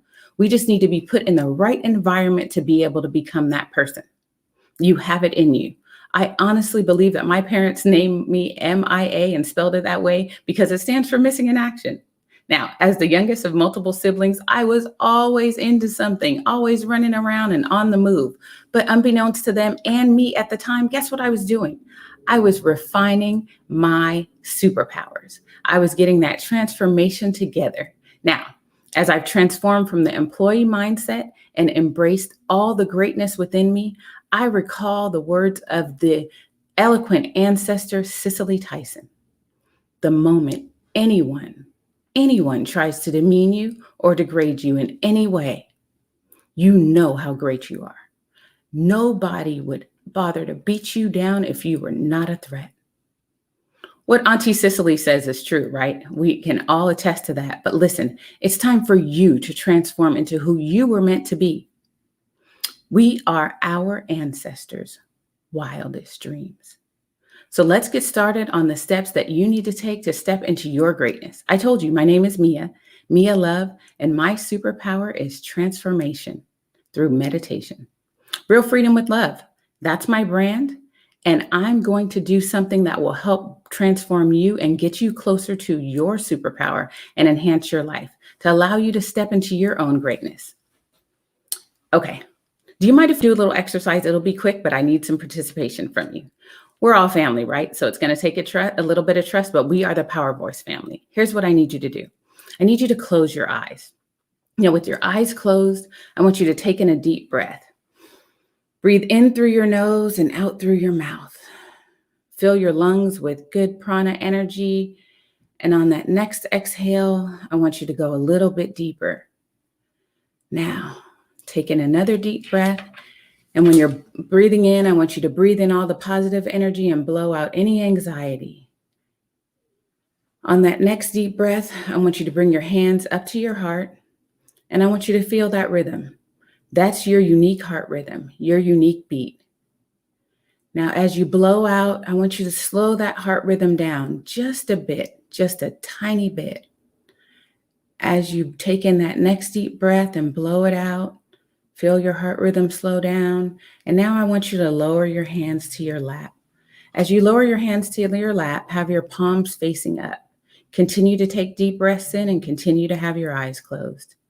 Now, I want you to take in another deep breath, and now I want you to concentrate as if you're looking straight between your eyes with your eyes closed. Just concentrate on that part on the center. Now, I want you to imagine yourself fully coming into your superpowers. Focus on that moment and repeat after me. It's a mantra, but it's really, really easy. Om, Mani, Padme, Om. Say it one more time. Om, Mani, Padme, Om. Now, as you're doing that, just continue to bring in all that positive energy and concentrate on where you are, imagining yourself growing in that superpower. Now, our time is short today, but I would definitely love to be able to take you deeper into this exercise. Now, when you are ready, slowly open your eyes and come back to center. Come back to where you are. Now, listen. There are a lot of things that are going on right now in the world, but I want you to be able to know that in a moment's time, you could get to your center. You could get to your superpower and get to the place that you need to be. So anytime you need to recall that mantra, anytime somebody takes you out of that place, you just repeat it. Om, Mani, Padme, Om. That's like reading 80,000 books. That's a Tibetan mantra, and it's really important that you are able to speak that into existence. You'll really be able to speak yourself into a place of peace and a place of gratitude. So what I'm going to be doing is I am going to be offering a free 7-day meditation. I want you to be able to make meditation a part of your daily life. I want you to feel that sense of calmness anytime you need to. You can go ahead and head over to my website, Real Freedom Meditation, and join me on this journey. I am super excited to be here with you and love the opportunity to share. It's time for you to invest in you. Ashe. All right. Thank you so much. Mia, I got to tell you, you had me all relaxed. I got to get pumped back up again here. Thank you so much for a wonderful message. And I got a superhero name for you. You're going to be Captain Love or Super Mia because you did an amazing job. Thank you so much. Thank you, Barry. Absolutely. All right. We're going to keep it going with our superheroes here. We got another juggernaut that's coming.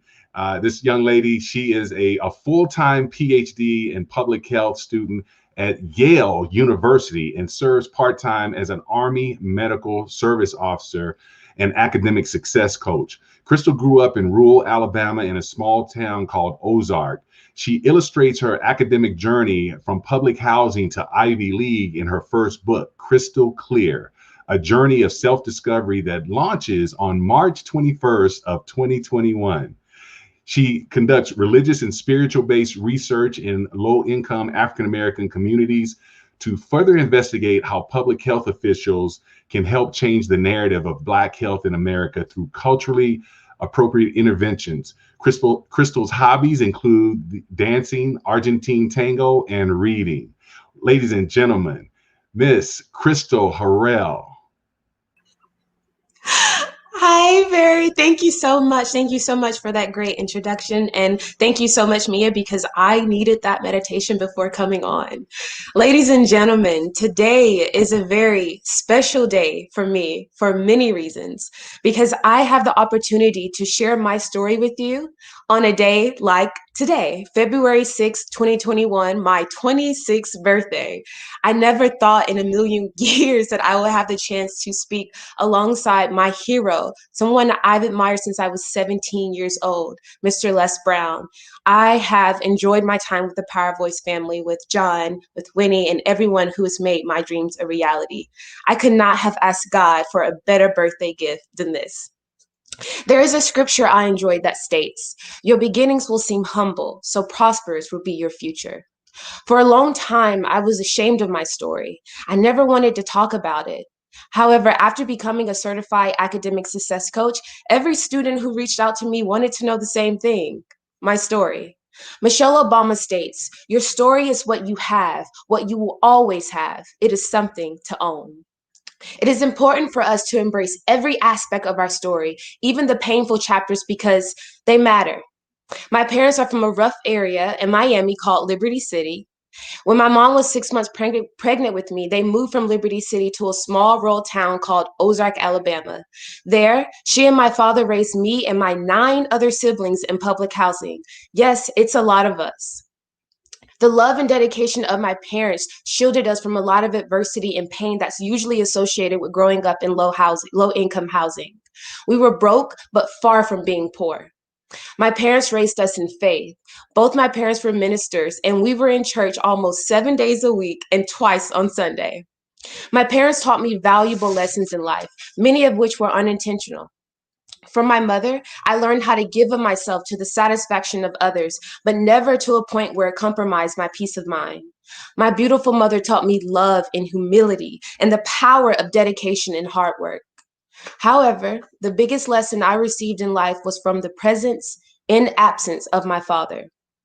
My dad was this medium-framed man with a full head of salt and pepper hair and a low-cut beard to match.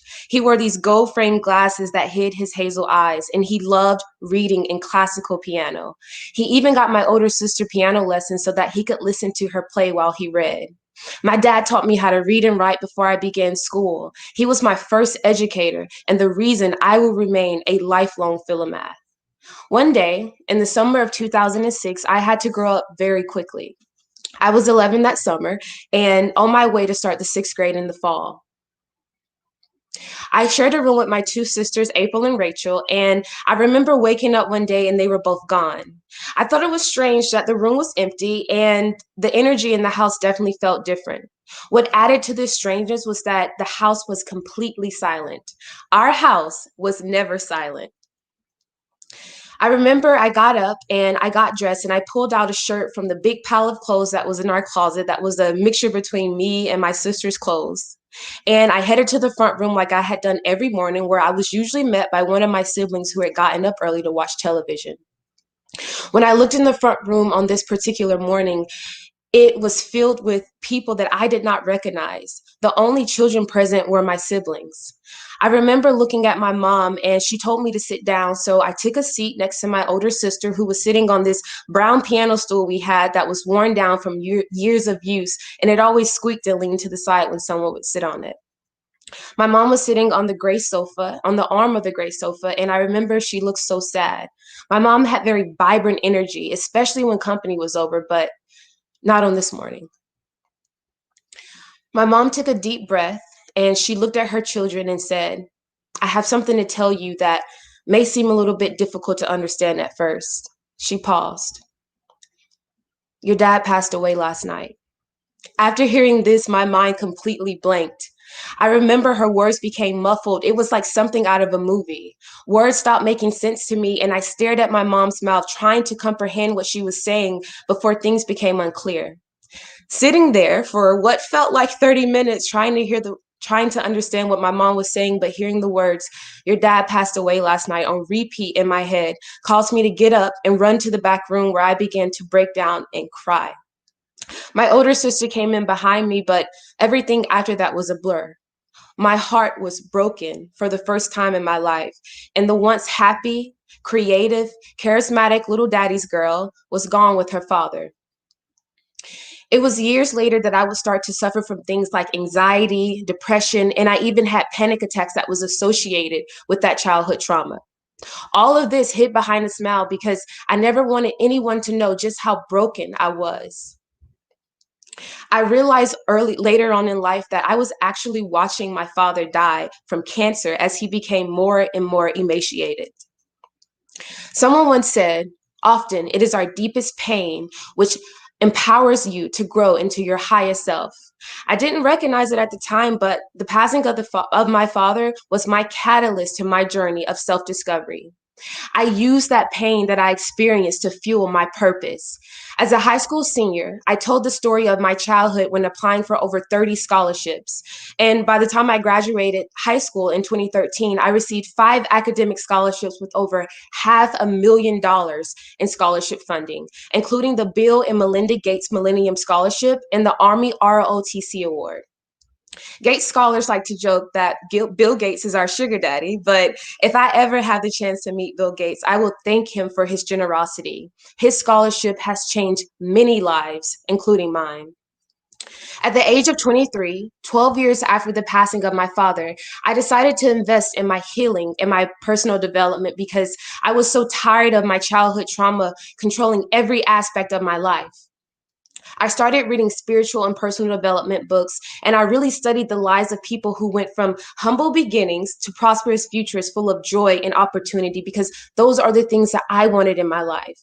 I started to look for patterns in their lives, and that's when I realized that they were basically all saying the same exact things, but they were finding creative ways to say them based on their own personal stories. They all understood universal law, and they used that wisdom to create their ideal life, understanding that nothing was off limits to them. They all developed the successful mindset. When I learned this, I modeled their behaviors and started to seek my truth. I started asking tough questions, and I learned about my ancestry because in order to know where you are going, you must first understand where you have been.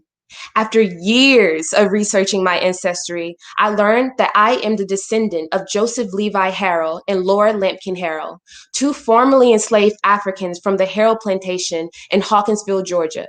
These are the same formerly enslaved Africans that were freed after 1865 and created a farming business from the land that was granted to them by their previous slave owners. I am the same descendant of Ella Herring, a mulatto formerly enslaved African living in Barber County, Alabama. She owned her own farm as well, and she hired her children to work the land with her after her husband died. My past is one of resiliency and entrepreneurship, and I'm seeing those traits in my own life. The sacrifices of my ancestors landed me where I am today. When you become clear on your beginnings, you can develop a greater sense of self. I did not get here on my own. God's grace has covered me and allowed me to become the first PhD student in my family at Yale University and an Army Medical Department officer on my way to be promoted to the rank of captain. I do not say these things to impress you, but to impress upon you. I have made it beyond where I want to be in life. And now my focus is on serving others to help them get to where they want to be. I had to take the road less traveled, and I never thought that I would lose some of the people that I lost on my journey of self-discovery. I could not do what was normal, and I never wanted to. I am happy in this life right now because I chose to live a life that will outlive me. And this is only the beginning of my becoming. I tell my story and plan to further serve others in my first book, Crystal Clear, A Journey of Self-Discovery, that launches on March 21st, 2021, to share a message of hope and inspiration. My mission is simple: to use my success and the tools of success I have acquired along the way to create change and help make that path to change crystal clear for other individuals like me. Because the people who change this world are usually the ones who are crazy enough to believe they can. My name is Crystal, and I am here to serve a purpose in this life. My name proclaims clarity and brilliance, and I am every bit of it. Take the time to get to know yourself because this world needs you, all of you. I believe that the truest expression of who we are is developed when we are young. Children have this blind faith in the unseen, and that is expressed in their vivid imaginations.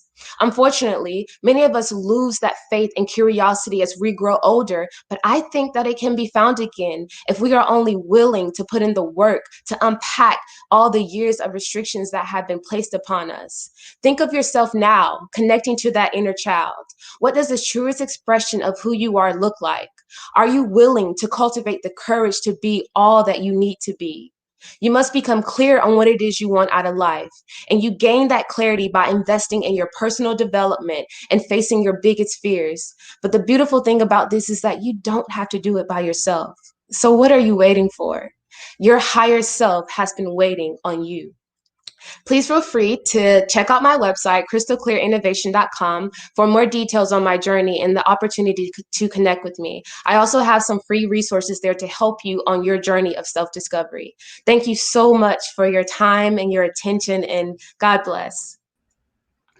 And thank you so much, Crystal. That was a wonderful message. I'm a strong believer in order to know, where you're going, you have to know where you came from. Yes. And you're just a testament to that. So thank you. Thank you, Barry. Thank you so much. Absolutely. All right, ladies and gentlemen, we're going to keep this thing rolling. Our next speaker, he is a certified life and executive coach, as well as a licensed psychotherapist. He has been in mental health over 10 years, cultivating change in hundreds of people. And in 2020, he decided to leave his job as a firefighter through COVID-19 to pursue entrepreneurship and spread awareness about mental health through his life coaching business. Ladies and gentlemen, Mr. Vincent Infante. Hello, everybody. Great to be here. Thank you for bringing me on. Today, I want to share with everyone a story of how to go from powerless to powerful and become the hero of your own story. So when I was a kid, I got bullied a lot. I never really fit in. I was always kind of an outsider. And I had always known this about myself. And as you can imagine, as a young kid trying to find his way in the world, getting bullied, getting made fun of, and never really fitting in, it probably would destroy anyone's self-esteem. And so for me, this was one of my biggest struggles. I had a lot of trouble with self-esteem. I was going through high levels of anxiety, depression, and I was really just feeling very, very alone in the world. Has anybody ever experienced that? Has anyone ever been bullied and just felt like you didn't belong? Drop a comment, let me know, let other people know. Maybe you can make a new friend. And so for me, I was always trying to find a way to kind of come up, grow with others. And no matter what I tried to do, it just didn't seem good enough. When you think a kid's getting bullied, you might even think of one of those cheesy movies, right? Where the kid gets thrown in the trash can and his feet are up in the air and he's stuck in there. That actually happened to me. This was a real occurrence. And this was one of the things that I dealt with a lot. And, as I tried to find my way in school, things at home weren't spectacular either. My brother had gotten into a bad way with some bad people. And so he was causing a little disarray there. So what could you imagine from this now? I'm going to school, I'm getting bullied, I'm having a hard time, and then I come home, there's some other things going on due to my brother's way, and I need a place to escape, and I'm having trouble finding one. So I actually wound up getting really, really addicted to video games, and I immersed myself in this world, more specifically the World of Warcraft. If anyone's ever played that, drop a hand. And I made a paladin. And for those of you that don't know what a paladin is a holy warrior that protects the weak against evil. Talk about, creating the person you needed as a kid, right? Well, I tried to become it. And so I got really addicted. This was my out. This was my better than reality. And so I would play on the weekends for like 18 hours a day, and during the week as much as I possibly could, because in the game, I had tons of friends. In real life, I felt like I had no one. And so I started to really try to escape and get a different reality. But this was never really that great for me. This was never really where I wanted to be.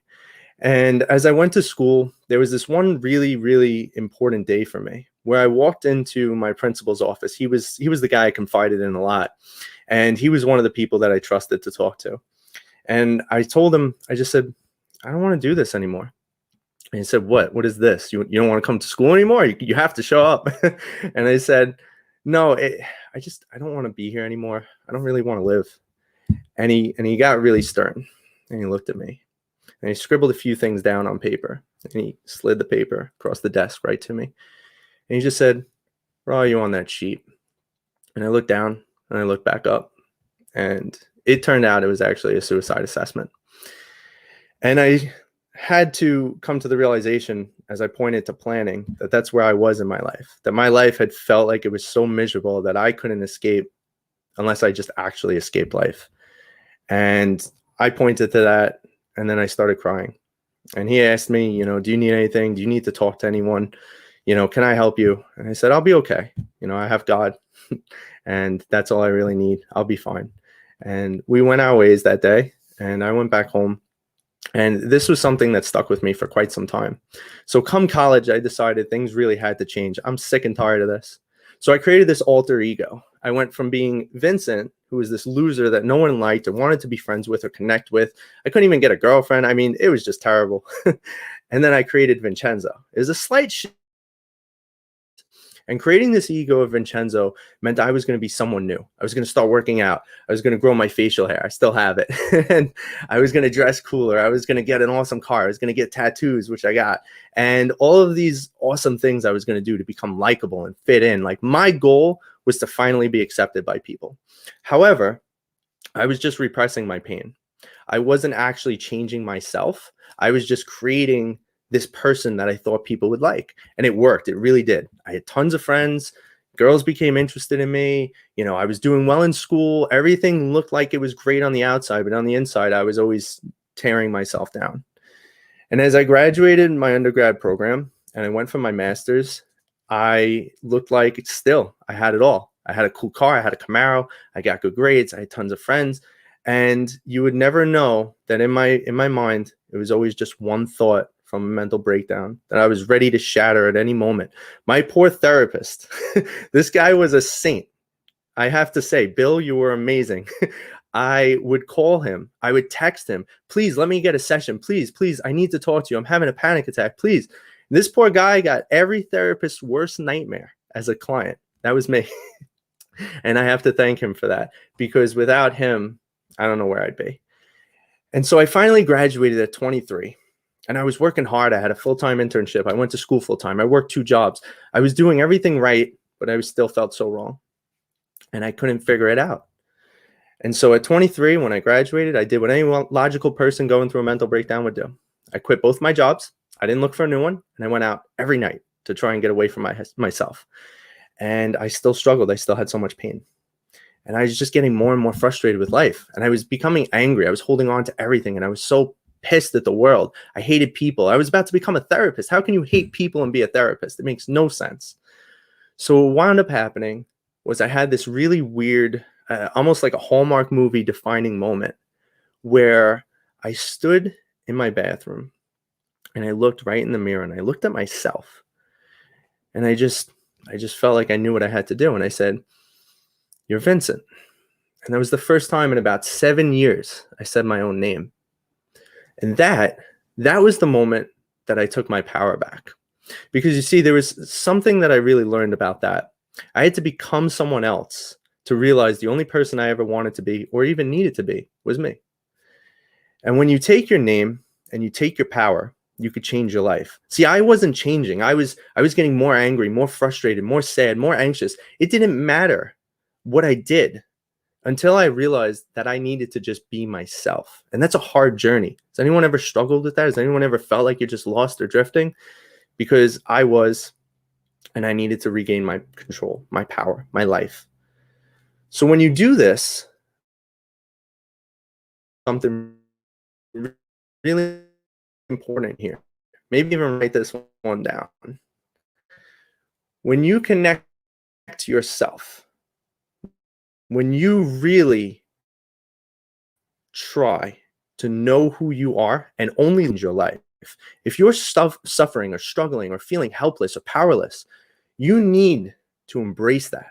You need to take your pain and you need to recognize that that is what's been shaping you. You need to take ownership. Yes, though it is true, you can't always control what happens to you. I couldn't control what my brother did. I couldn't control how those kids were bullying me. I couldn't control how I was reacting to it. What I could control was how I decided to view it. You see, you always have a level of control in your life. And when you give that away, when you say, I'm depressed because this person's beating on me, or I'm depressed because this is happening, or I'm anxious because of this or that, you give away your power. And in life, to grow and to achieve more and to become more successful, you need to own all your power. You need to own your life fully. Everyone and everything is only going to stop you if you let it. Any excuse you come up with, any reason that you find to become powerless is going to drag you down. And the more you try to repress your pain and push it into the corner, the more that you're going to struggle with it because you're not dealing with it. So I want you to try and really look at some things in your own life. I hope you find that this mess helped you to actually pick out a point where you've been suffering, where you've been struggling, where pain is felt almost overwhelming and unbearable. And I want you to find that moment, and I want you to look at it and change the way you see it. I want you to see that as your power. I want you to understand that that's not who you are. You are not meant to suffer. You are not meant to be in pain. Your life is meant for so much more than that. You are meant for so much more than that. And so I hope that this message inspires you to take yourself out of suffering and always learn to control your life and become the most powerful person that you could be, because you are more powerful than you ever believed. I was more powerful than I ever believed. And I had to really figure that out by making myself so weak until I got to that point where there's a great quote. And they said, you have to become sick and tired of being sick and tired. And I think I got there. And I think everyone can. So everyone, I want to say thank you very much for listening. I hope you turn your pain into power. If you're interested in coaching, if you're interested in working with me and having me help teach you how to take your pain from power, take your pain and turn it into power, you can go check out my website at vincentinfanti.life. I'll give you a free call. We'll get on. We'll speak about what's going on in your life, and hopefully I could provide some massive value. Thank you so much. All right. Thank you, Vin. That was amazing. Number one, to be vulnerable and share, your story like that. I know that it's going to impact so many people, just like you already have in life. So that's just truly says a lot about you and your desire to be able to help other people. Thank you. Thank you. All right, ladies and gentlemen, we are on to our next speaker. She is a true people person, a life enthusiast. I love this. An ambassador for love from Southern California. The lady that coined the term, I can, I will, I'm worth it, whose drive is to make the world a better place, one person at a time, by teaching self-love, inspiring and encouraging and influencing. Ladies and gentlemen, Amy Boulding. Hey there, everybody. Good afternoon and happy Saturday. Thank you for having me here. First and foremost, I want to say to the speakers that have already came up and those that are to come, wow, I am in a place with some great people. And I knew that they were great, but hearing them speak today, great job, you guys. And I'm so glad to be here and share the stage with you. John Tellerico, Les Brown, what can I say? I could go on forever, but I won't, because we are on a time limit.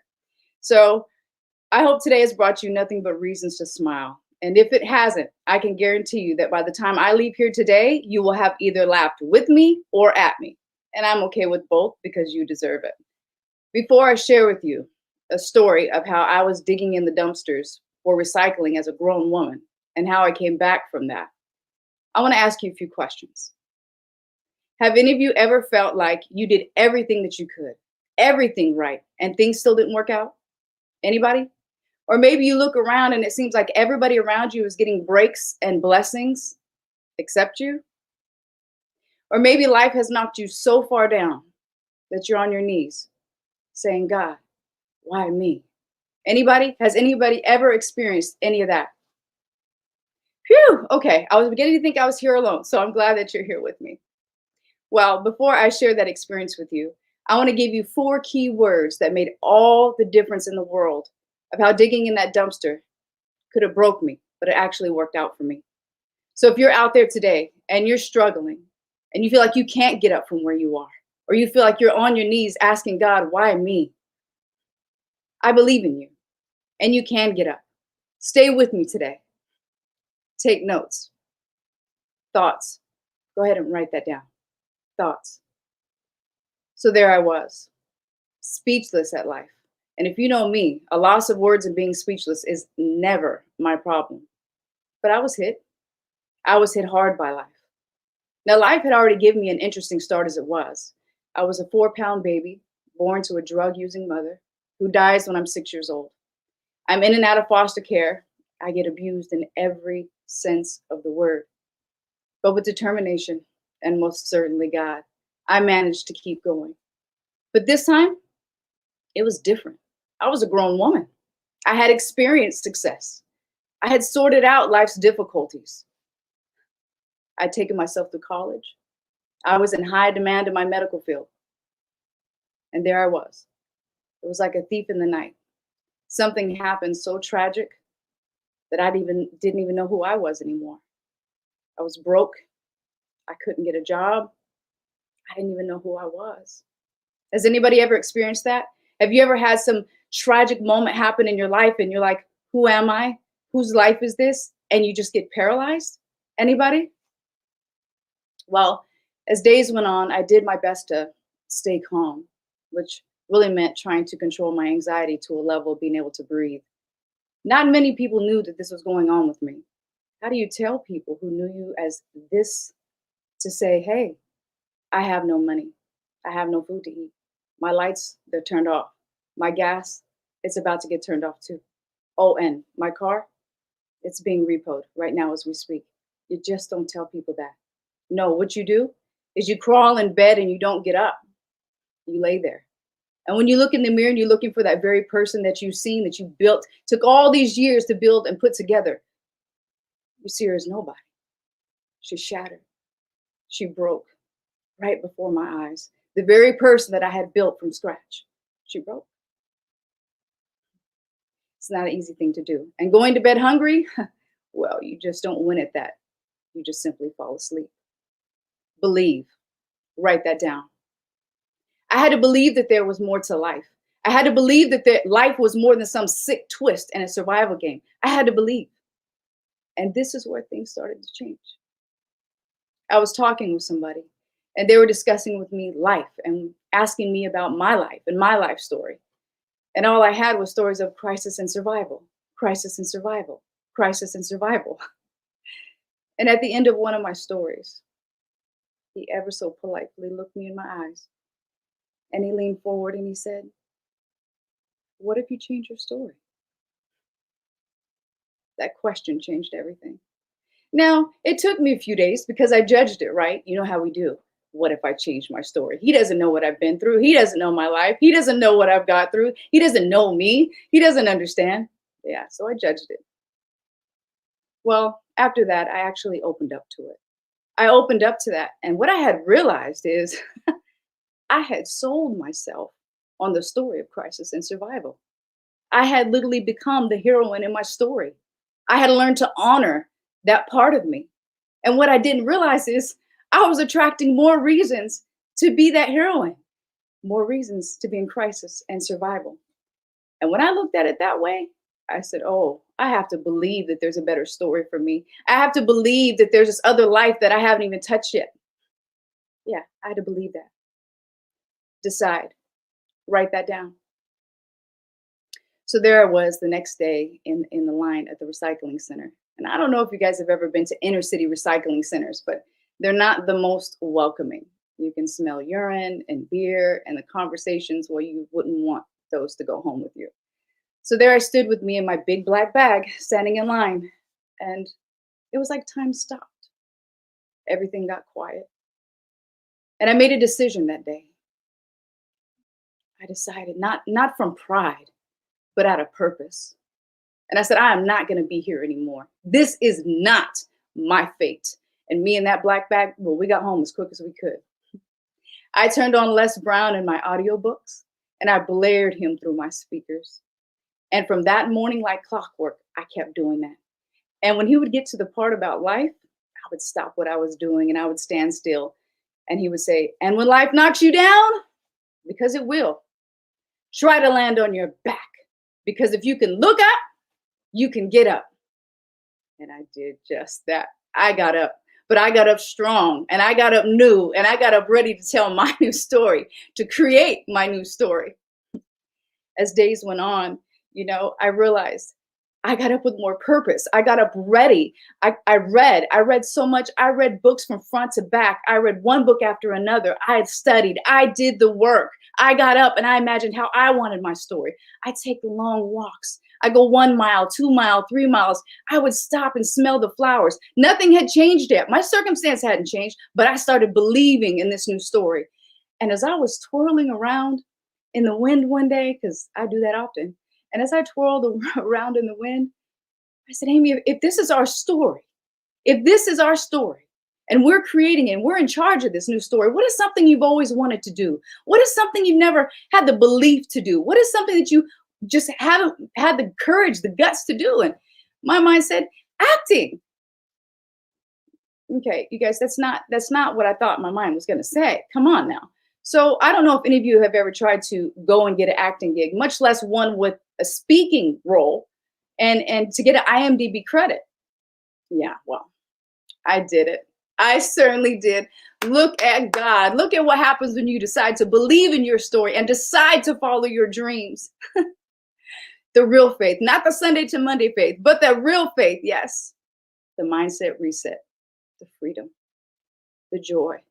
It wasn't as much about the acting as much as it was when you make a decision to believe in yourself, you become limitless. Yes.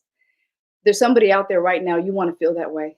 You want to feel renewed by life. You want to feel like you can do what it is, anything. You want to feel limitless. I know you do. Anybody out there want to fall in love with life again?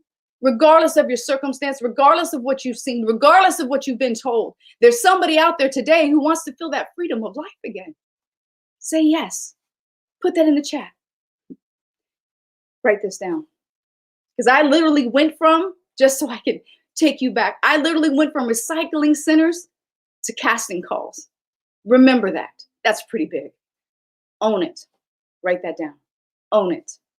Once I got to this new fire to me, greatness just became a chain reaction of wanting to do more and more into my true self. I knew if I could do that, well, there was a whole lot of things that I could do that I had never even thought of. I wish I could tell you it was the easiest transition and that it's been the easiest transition in the world, but it hasn't. I am still becoming. And what I have learned is becoming is greater than being. The difference now is that it's worth it. I own my true self. I own every part of my story, and I'm going to keep on creating it.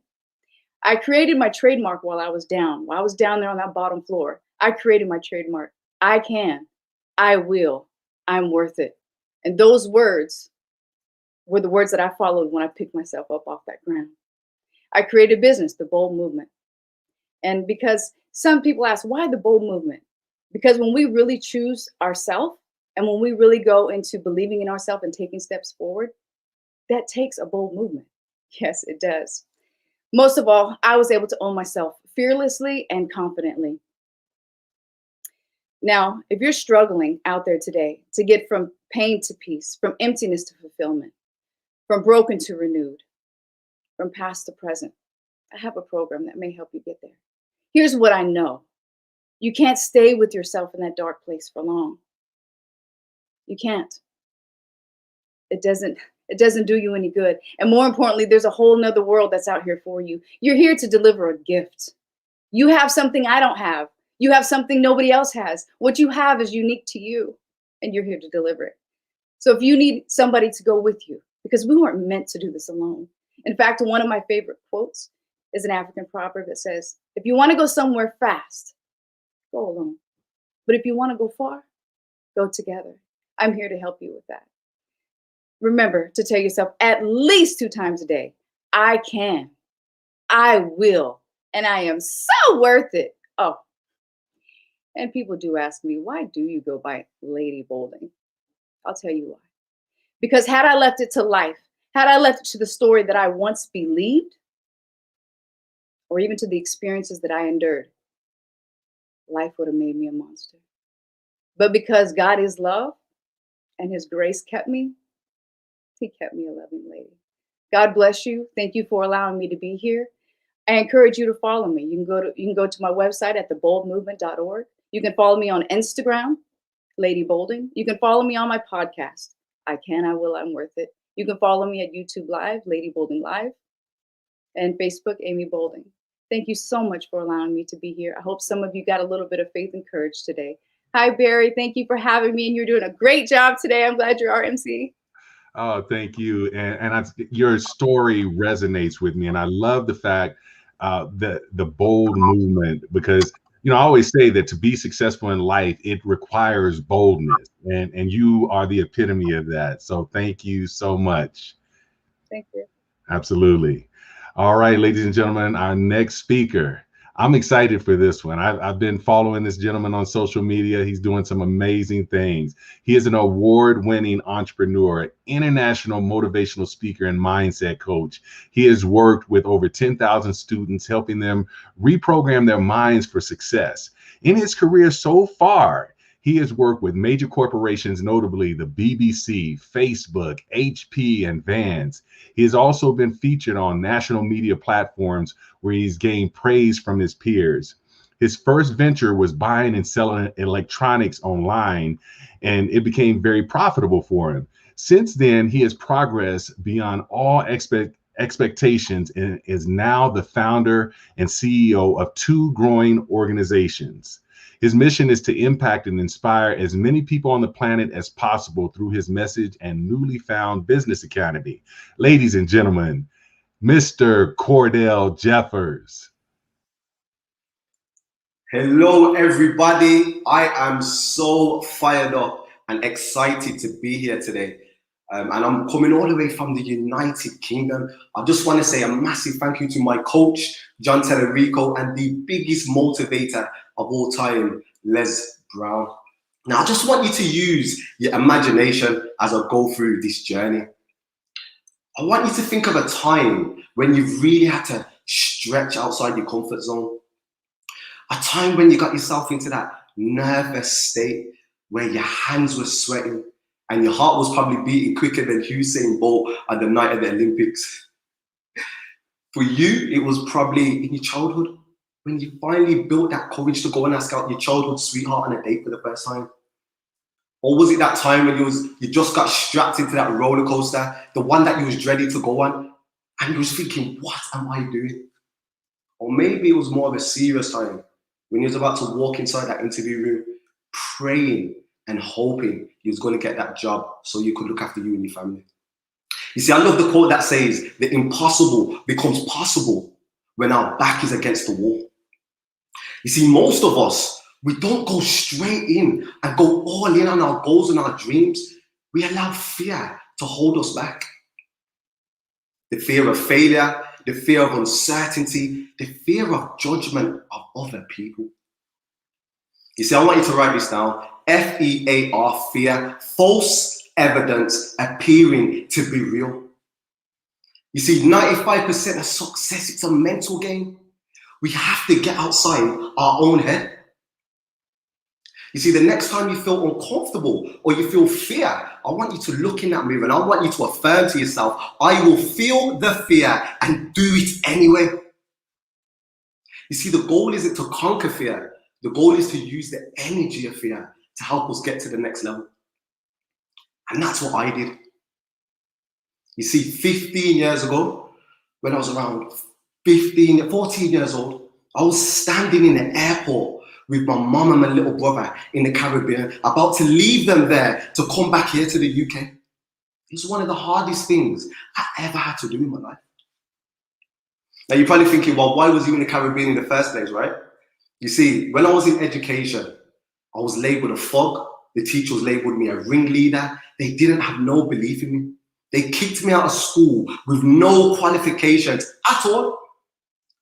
Now, coming from a Caribbean background and getting kicked out of school, it really doesn't merge together.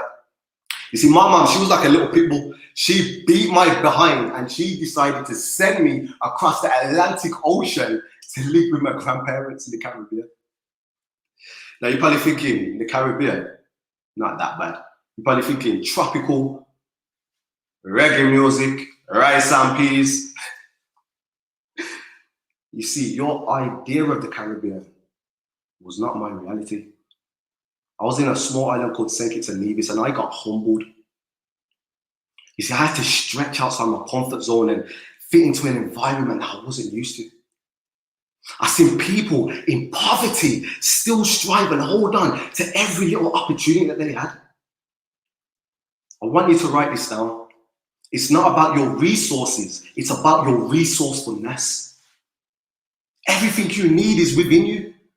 We have to start where we are with what we have. And that's what I done. When I was in that airport, my mom holding me, crying, and my little brother saying, bro, please don't leave me. My mom saying, please take care, son. We had tears coming out of our eyes like a waterfall. It was so hard. And I want you to think about a time when you lost a loved one or had to say goodbye to somebody that you loved. You see, on our journey to success, we're going to go through challenges, we're going to go through struggles, we're going to go through pain. And I ain't talking about that pain when my mom gave me a beating. I'm talking about pain that's going to test your character. You see, we don't realize that we are stronger than our adversities.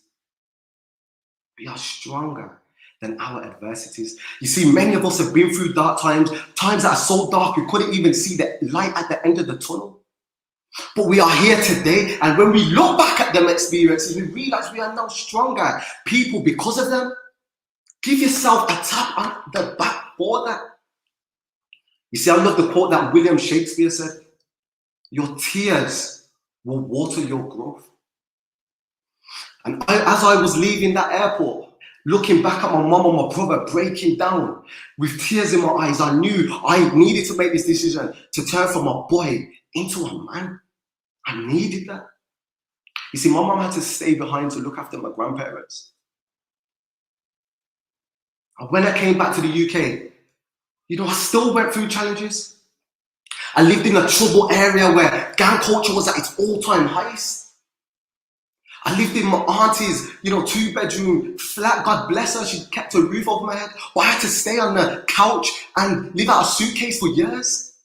It was hard.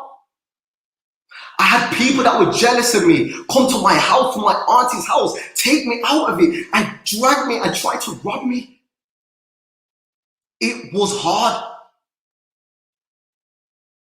You see, I used all those experiences and all those hard times, and I turned my pain and I turned it into power. And I want you to say this to yourself right now. I'll turn your pain into power. You put that in the comments. Turn your pain into power. Put fire emojis. Because that's what we have to do. You see, now I stand before you as a successful business entrepreneur. I now am a motivational speaker. I've worked in schools and colleges with over 10,000 young people, reprogramming their mind for success and helping them raise their belief system. I had to separate myself from people of my past to now be around people, get invited to events with Prince Charles, the future King of England. The same boy that got kicked out of school with no GCSEs, the same boy that them teachers didn't believe in. I have now been interviewed by the legendary Lionel Richie. So when people say it's impossible, I say it's easy like Sunday morning. Now I want you to write this down. The 3 C's to success. Number 1, courage. You have to build that courage. You have to build the courage to step into your purpose, to live life on your own terms, to live life by design. Read the books, do the self-development like I did. I listened to the mentors like Les Brown and all these amazing speakers to raise my belief system. The second C, commitment. You see, we have triers and we have doers. Triers dabble, doers commit to mastery. If this is your true calling and purpose, commit. And when I talk about commit, I mean go on that battlefield, and I mean burn that shit behind you, because we're either going to win this war or we're going to die right here for what we believe in. Commit. And the third one, consistent execution. You see, when you put your goals out to the universe, it's already been manifested. We just have a gap. And the only way we can close that gap is by taking consistent action and execution on our goals. Feel the fear and do it anyway. You see, they say that the life expectancy is around 78 years old. That means we have roughly 30,000 days on earth to live. You see, time is not running out, but your life is. Don't let the graveyard rob you of your goals and your dreams. If I can do it, anybody can. And if you need help or need support, then please reach out to me. This year is the year of impact. Impact 21. Get it done in 2021. Don't let nobody stop you this year. We're going all in. Please message me. Get me on all social media platforms. Cordell Jeffers, and get a free consultation call with me. And let's create a business strategy. Let's create a mindset development program to help you reach your dreams. You see, my name is Cordell Jeffers, and I am fired up on life. That is my story, and I am sticking to it. Thank you so much for this opportunity. Everyone involved, everyone behind the scenes, everybody, I am sending out nothing but positive energy, love, and vibrations to your life. I love you guys.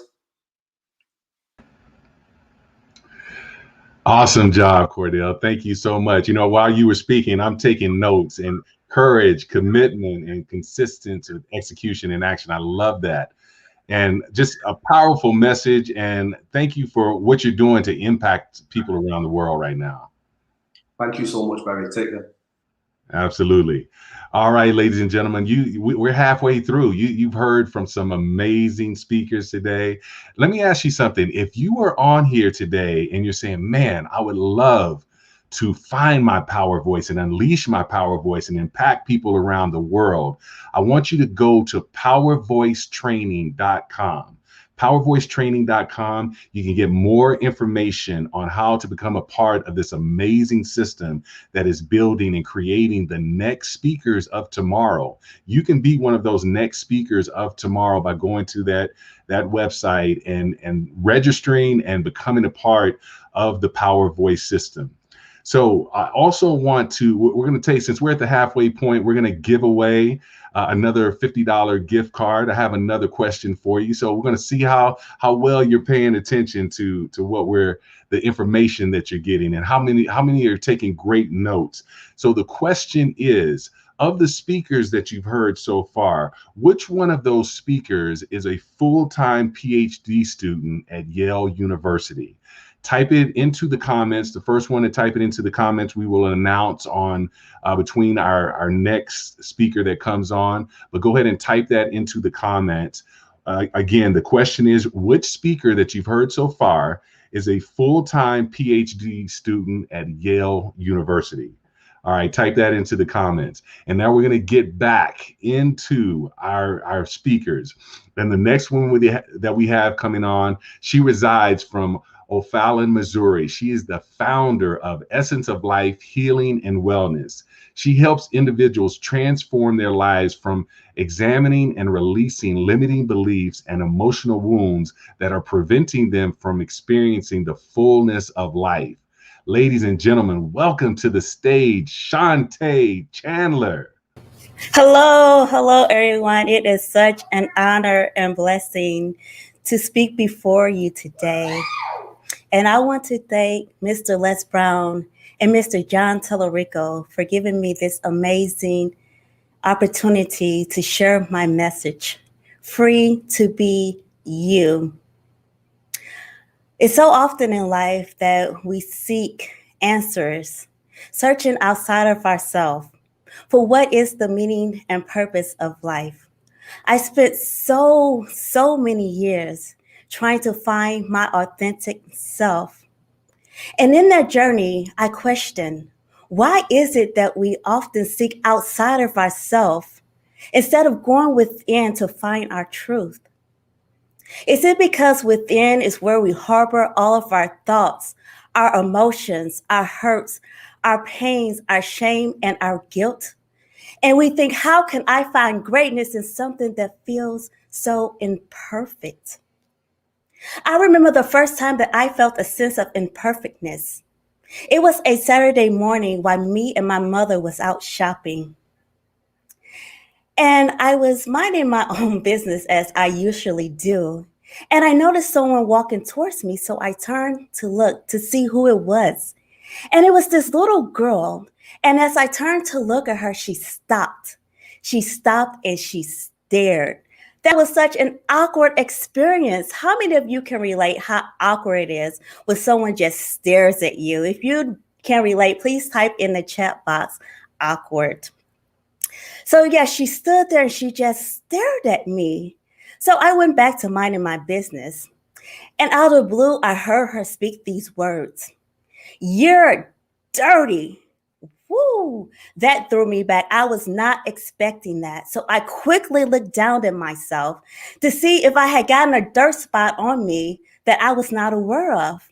But when I looked, I did not notice anything. And I knew that I was clean. So what was she talking about? I'm dirty. So I looked down at myself one more time because just maybe, just perhaps, I had missed the spot that she had saw. And you know what? This time I did notice something. I noticed the color of my skin. Yes, my complexion was much darker than hers. And I thought, oh my goodness, I hope that she doesn't think I'm dirty because the complexion of my skin. I felt something like the parting of the Red Sea, not actually. However, I felt a strong sense of separation between myself and how the world perceives me. I became overwhelmed with emotions. So I quickly ran to tell my mother what I had just experienced. And I could see the pain in her face as she was made aware of one of the harshest realities in life is that her child will experience the instant judgment based on the color of her skin and not the essence of her being. Throughout my childhood, I was in emotional turmoil because I was always judged and criticized that my physical features were not becoming of me. I was constantly criticized that my skin complexion was just too dark. But not only that, but my nose was just too big. And my hair, oh my God, it was just too nappy. In essence, I was being told that who I was, the essence of my being was not acceptable. And in order to be acceptable, I had to deny myself. And I was also being taught that my natural state of being was not becoming of who I was and connected to how God created me. And I had to accept someone else's image of what I should look like.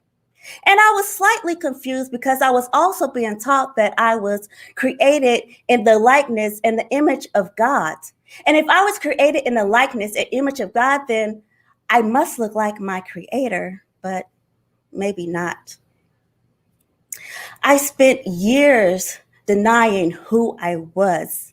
And to deny who I was ripping me apart because I remember what it felt like to be whole before the fabric of my being was being torn apart by other people's concepts of what I should look like. So I had an internal conflict, trying to identify who I was, and I had to choose an identity. One that I was born with and knew all of my life, and on the other hand, one that the world was pushing on me. You see, ladies and gentlemen, in life, the world will push on you whatever it wants you to be. So you have to make a decision to stand tall and honor who you are in your being. And this reminds me of a profound quote that says, "The most important thing in life is self-love." Because if you do not have self-love and respect everything about your own being, your own body, your own soul, your own capsule, then how can you develop an authentic relationship with anyone else? So I took the journey. I took the journey to discovering my authentic self. And there's 3 things that I learned. And if you can type these things in the chat box or write them down for yourself. 1, I learned that life will give us experiences to grow us, to expand us, and to make us better. 2, that we must be able to go within and do self-reflection so we can become self-aware. And 3, that the relationship that you have with yourself, the inner relationship, will determine how you treat other people. So be mindful of the relationship that you have within yourself. And I want to ask you a question. Do you have a personal relationship with you? Do you practice self-care and self-love? If you not, make today the day that you start to incorporate that in your life, because that will help you to live a balanced and full life. I want you to take a moment to reflect over your life. And I want to ask yourself, how do you see your reality? Do you see your reality as someone else's expectations of what they want you to be? Or do you see your life and your reality based on your truth? Are you going through life just coexisting, living through someone else's truth? Or are you growing through life and living based on your truth? You see, my kings and my queens, I want you to embrace yourself in its entirety. And I want you to lead your life and stand strong and know that you got this. No matter what life throws at you, you can walk with victory and you can walk with honor. So I want you to straighten up that crown and know that you are perfect in all of your ways. So, ladies and gentlemen, I just want you to look within yourself. And I want you to examine your thoughts. What are the common thoughts that you think about yourself? Is it one of empowerment and positivity, or is it one of negativity? You know that research says that on average, we have anywhere between 12,000 to 60,000 thoughts daily. And we all know who has most of the thoughts. And what's important about this is 98% of those thoughts are the exact same thoughts from the previous day. So that means if you're not consciously aware of the thoughts that you're thinking, your life is not going to change. You have to be willing to elevate your mind and expand your consciousness. You have to be able to see. And no, I'm not talking about see as in sight, but I'm talking about see as in shifting, evolving, and elevating. So yes, you must be willing to shift. You must be willing to shift beyond your old concepts and thoughts of yourself. You must be willing to evolve, to master yourself. And you must be willing to elevate yourself in positive thoughts. And as I conclude my speech and my message for today, I want you to embrace all that you are. The very essence of your being, the way that God created you, and know that you are perfectly made and that you are living. You are outstanding. You are valuable. And yes, you are enough because you were created in love. And in the essence of your being, that's who you are.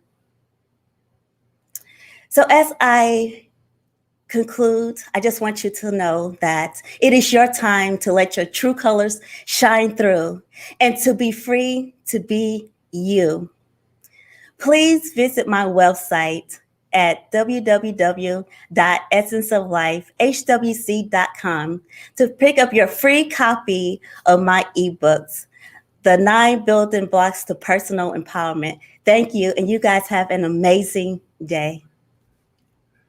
Woo, Shantae. Let me tell you something. I'm not going to say I was over here crying, but I'm going to tell you, I had to fan my face a little bit because my eyes were sweating a little bit on that because I can resonate with that story. See, I have a daughter, she's 23, but when she was in elementary school, she questioned her beauty. She questioned her amazingness. And there's so many, black, brown, yellow, white, all girls that go through that. So you have a very powerful message there. Thank you for that. Thank you so much. I appreciate that. Absolutely. All right. So, ladies and gentlemen, before we get into our next speaker, I want to go back. I had a question that I asked, and we got a winner. So the question that I asked a few minutes ago was, what speaker is a full-time PhD student at Yale University? And the winner of that, the answer was Crystal Harrell. And our winner for that is, that's a drum roll, Terry Maina. Terry Maina. So please go to the support at lesbrownofficial.com. You see the site right there, support at lesbrownofficial. Send an email there. Let them know that you won the $50 gift card, and we will make sure that we get that sent out to you. So congratulations to you, Terry. All right, so we're going to jump right into our next speaker. This is another one I've been excited about. This gentleman is a motivational speaker, a mindset coach, a personal trainer devoted to helping clients to feel comfortable in their own skin, as well as remembering they are loved. Ladies and gentlemen, Mr. Eric Shawn.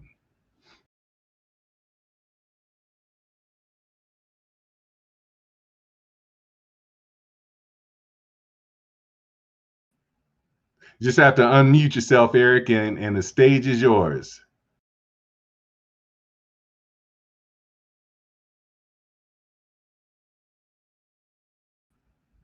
Hey, Eric, you just need to unmute yourself. Should be right at the bottom. No, we don't have you. It looks like the controls should be right at the bottom of your screen there.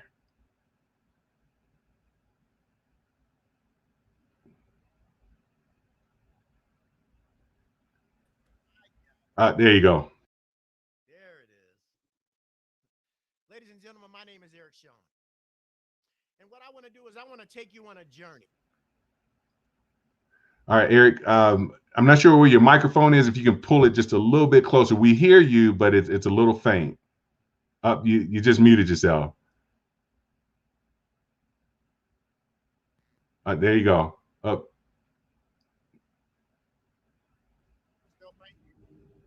Yeah, still a little faint. Now I can't hear you.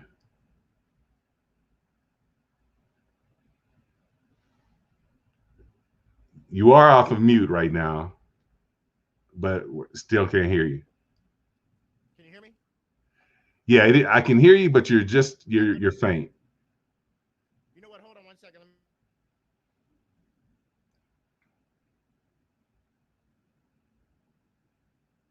You're on mute right now. How's that? Okay, yeah, we got you now. That's good? Yeah. Good afternoon, everyone. My name is Eric Shawn. And what I want to do is I want to take you on a journey. And I think that by the time we get to the end of the journey, we're going to realize we're on the same journey. The journey of self-discovery, the journey of happiness, meaning, purpose. Does the journey sound familiar? And see, we all started the journey off the same, lying in a crib, smiling, content with just being. When we were 5 or 6, we could sit in a 4x6 space and bring the whole world in front of us. Our eyes so full of gleam, the dreams. But as we grew, things began to change. And that change could have taken place for each of us at different parts of our life. But at some point, it happened. The journey, the fantasy of life began to feel more like Mission Impossible. The fantasies, they faded. See, for me, that change happened as a child, growing up in foster care, the abuse, being raised by a different race, the identity crisis, the alcoholism. But for you, it could have been one too many heartbreaks, the abuse, the sexual abuse, the rejection, the teasing, the racism, the feeling defeated. But for all of us at some point, the fear of living took over. We began to seek comfort over soaring, existing over thriving. You know, it reminds me of a quote by Les Brown. Most of us die at 25, but we don't get buried until we're 65. Still sound a little familiar? And of course it does, because we're all the same. But see, the fear begins to separate us. We run off into our own little sandboxes and we cry in the sand. We begin to judge ourselves and we begin to compare our insides against your outsides until we're convinced we're the only one suffering. One of my first spiritual mentors was a Buddhist sensei, and he often would say things and I'd be like, I don't understand what you're saying, but this one thing I caught on to. He would say, we're swimming in water up to our chin, yet we're dying of thirst. And what he meant by that is that we're all suffering, yet we feel like we're the only ones. There's help all around us, but we feel like we're the only ones suffering. And I understood that. Because see, when I was a child, you couldn't tell me that I was the only one suffering when I was being raised by my white father in a neighborhood that looked nothing like the ghetto I grew up in. You couldn't convince me that I was just like everyone else when I was being beaten as a child. So you couldn't convince me because I was too busy convincing myself that I was useless, broken, devalued. See, ladies and gentlemen, my circumstances became my story. I want to ask you, and I want you to look and dig deep down inside as you answer. How many of you have taken responsibility for your abuse? How many of you have blamed yourself for your assaults? How many of you have judged and valued yourself based off your conditions? If I weren't so awkward, they wouldn't tease me. If I was smarter, I would have picked better men. If I was just like everyone else, I wouldn't be going through this. And I truly understand, because for many years of my life, I took the responsibility for other people's hurt.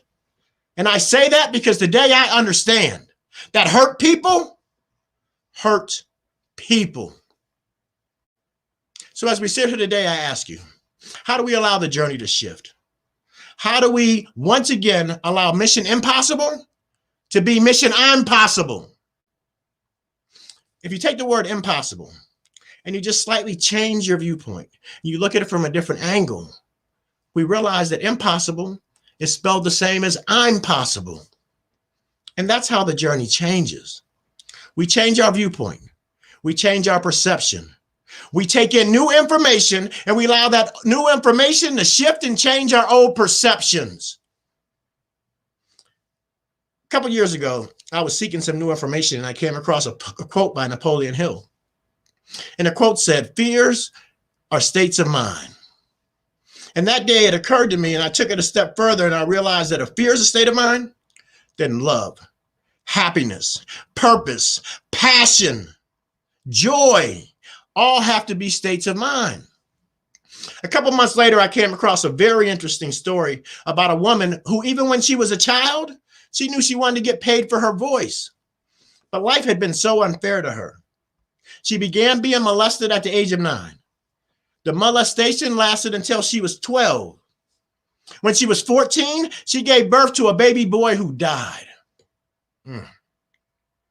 She would have made a perfect victim. She could have went through her whole life in prison by her circumstances, and we would have all understood. But she was able to view her life from a different angle. She was able to reach inside, grab a hold of something, and keep moving. And you might have heard of her. Her name is Oprah Winfrey. You see, ladies and gentlemen, too often, too many times, we bear the responsibility of events that took place decades ago, and we replay them and replay them and replay them, and they continue to keep us paralyzed. See, what I've discovered is, and I want you to do me a favor and write these questions down. What I've discovered is that if we want to change our perception, we must be able to ask ourselves and answer some honest questions. Number one, am I willing to believe in myself again? Number two, am I willing to believe that I am worthy of happiness? 3, am I willing to take control of my life right here, right now? The decisions and the results of the decisions. and most important question of all. Am I willing to stop being the victim? You see, ladies and gentlemen, being the victim, we never win. We have to wait for somebody else to give us permission. We have to wait for something else in life to change in order for us to be able to live. I want you to say out loud with me right here, right now. Starting right here, right now, I will no longer be a victim. I retake control of my life. Because if you're the victim, then you have to wait for somebody to give you power and permission to live and to change. And if you have to wait for somebody to give you the power and permission to change and to live, then you are not in control of your life. And change is all an inside job. The one thing that I know is we are all responsible, not for the things that have occurred because life deals bad hands, but we are responsible for the way that we perceive them. We're responsible for how we take in that information and how we show it off to the rest of the world. That we are responsible for. I want to tell you a story. Mike was an executive for a big corporation. Got paid a lot of money, hated almost every aspect of his job. Mike kind of, even though he had a lot of red flags, he got married, knew he shouldn't have got married. The marriage lasted long enough for them to have this wonderful son named John. Mike would get John every other Friday, pick him up after school, drop him off at his mom's house at 5 p.m. on Sunday. This one weekend, he knew he had to pick John up and he felt guilty because he never spent time with John. John was basically being raised by the TV and video games. And he made the commitment and he told John that this weekend is going to be our time. Friday, when he's about to leave work, he gets handed this stack of papers. Nothing new. But he made this commitment to John. He leaves, goes pick John up. He arrives in front of the school. Now, I warn you, John is 5 years old and full of energy. He picks John up. John hops in the car and he's like, Daddy, Daddy, it's our time, our time, our time. What are we going to do? What are we going to do? What are we going to do? The guilt begins to set in. They arrive home. John hops out the car and he's like, I'm about to play with my daddy. I'm about to play with my daddy. More guilt. They make it inside. John goes to his room. Mike goes into his office.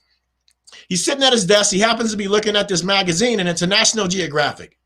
On the cover of the National Geographic is a picture of a globe of the world. He gets this brilliant idea. John comes running in. He says, John, come on, this is what we're going to do. They rush out into the living room. John rips the cover. Mike rips the cover off the magazine, rips it into 100 pieces of paper, drops it on the floor. He says, John, we're going to play puzzle. When you're done with this, come back. We're going to play. Goes back in his office, very proud of himself, knew that he bought enough time to organize some stuff and still have some time with John. 5 minutes later, John comes running back in. He's like, Daddy, I'm done. On to the next thing, next thing, next thing. What are we going to do? Mike can't believe it. Walks into the living room. Sure enough, the world is put back together. He's like, John, how did you do this so fast? He said, Daddy, I cheated. He said, there was a picture of the man on the other side. And when I put the man together, the world fell into place. Ladies and gentlemen, that's life. It's an inside job. We're responsible for how our life ends up. We are in the driver's seat. We cannot afford to play victim. We must take control. The journey of life does not have to be Mission Impossible. It can be Mission Impossible. And it all starts here. It's your life. Get to living.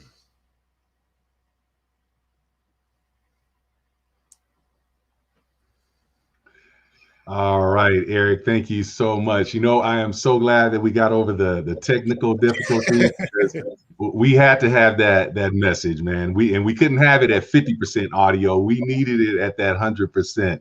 And you delivered, brother. So thank you so very much. Thank you. Absolutely. All right, ladies and gentlemen, we're going to keep things rolling here. Our next speaker, this is someone that I consider a friend. We've been able to meet through this Power Voice system. She is the founder of Purpose by Design. She is an author, conference speaker, minister, and success coach. Her weekly podcast, vlogs, and blogs are a lifeline of education and inspiration. Pamela and her husband James have been married since 1995. They have 6 children, along with their dog, Bailey, 3 cats, 7 birds, all residing in one big happy family in St. Paul, Minnesota. Ladies and gentlemen, Pamela Hinkle. Oh, that was really sweet. Thank you, Barry. How is everybody doing out there today? I am learning so much, and I'm sure you are too. Thank you, Mr. Les Brown and Mr. John Tallarico and your amazing team for believing in me and giving me this amazing opportunity. I would like to begin by asking you to write this word right now in the chat box in capital letters. Are you ready? Freedom. Now, from this point forward, freedom will become our rally cry or war cry for this summit. So let's start it out strong. Give me a shout. Come on, freedom! Yes, I hear you. I hear the rally cry of champions. Champions who know that purpose is by design and not by default. These champions today, they will not be denied. These champions, they're like my favorite tree, a palm tree with roots that grow down deep into the ground. And when the storms of life come, they may bend and they may bow, but they do not break. In fact, they just grow stronger. You are one of those champions, and so am I. Now, the definition of champion is really awesome. It is a person who defeats all rivals and surpasses them. Isn't that powerful? And the definition of a warrior cry or rally cry is this: a leader who gives a shout or cry to rally the troops and give them courage to fight. So I asked one of our fearless leaders, John Tallarico, to give us a war cry, one that we could rally around and that would give us courage and that we could take with us.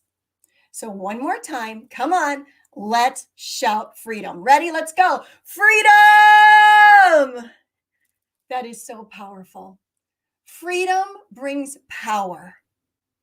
So what I want you to do is use that freedom and release your greatness. The world needs it.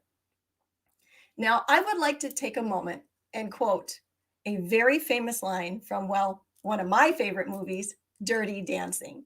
I'm sure you know it. If you do, say it with me. Ready? No one puts baby in the corner. Now, this line could pertain to anybody's life. Baby had been held back, and it was time for her to break loose. I can relate to that. Can you? For so many years and many ways, life tried to hold me in the corners.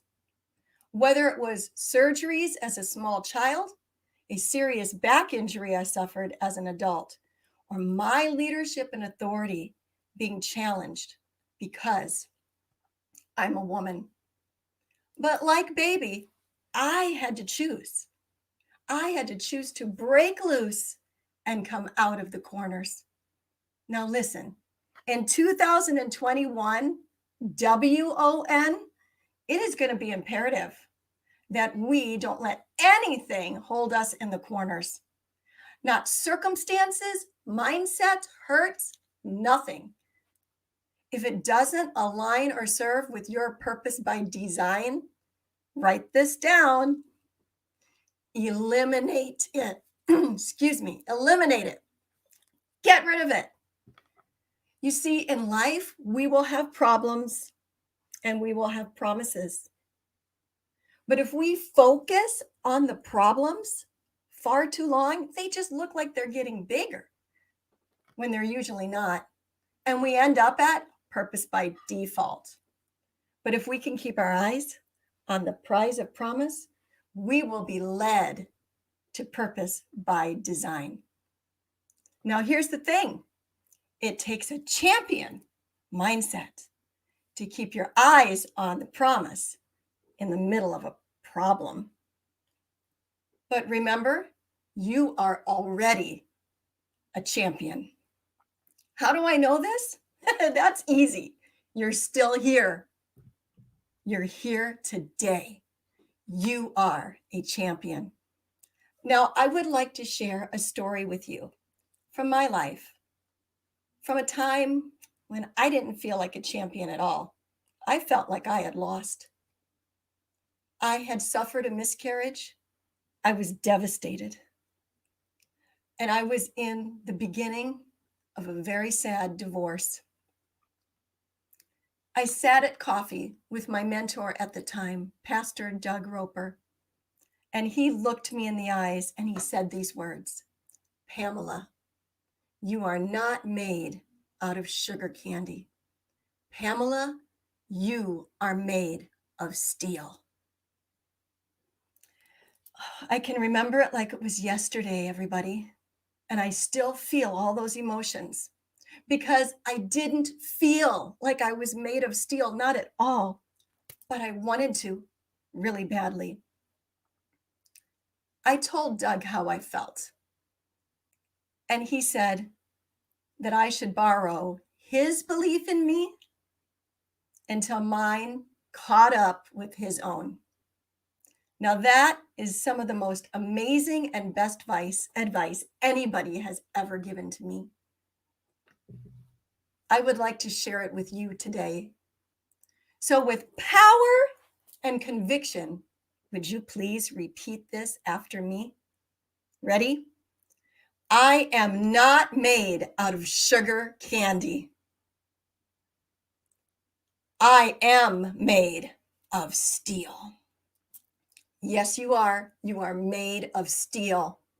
You are a champion. Now, my favorite book has examples of many, many champions. There's Moses, King David, Queen Esther, Deborah, just to name a few. None of them showed up in life with a crown on their head or a sword in their hand. They had to fight for their future, just like you and me. Now, here's the thing about this. They were called to be warriors, called to be kings and leaders. And they were chosen, handpicked, appointed, and anointed. Guess what? So are you.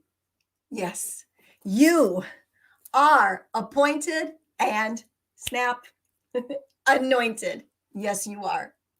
You are called and chosen for such a time as this. Yes, this crazy time that we are living in. I know it's crazy, but you're called right now.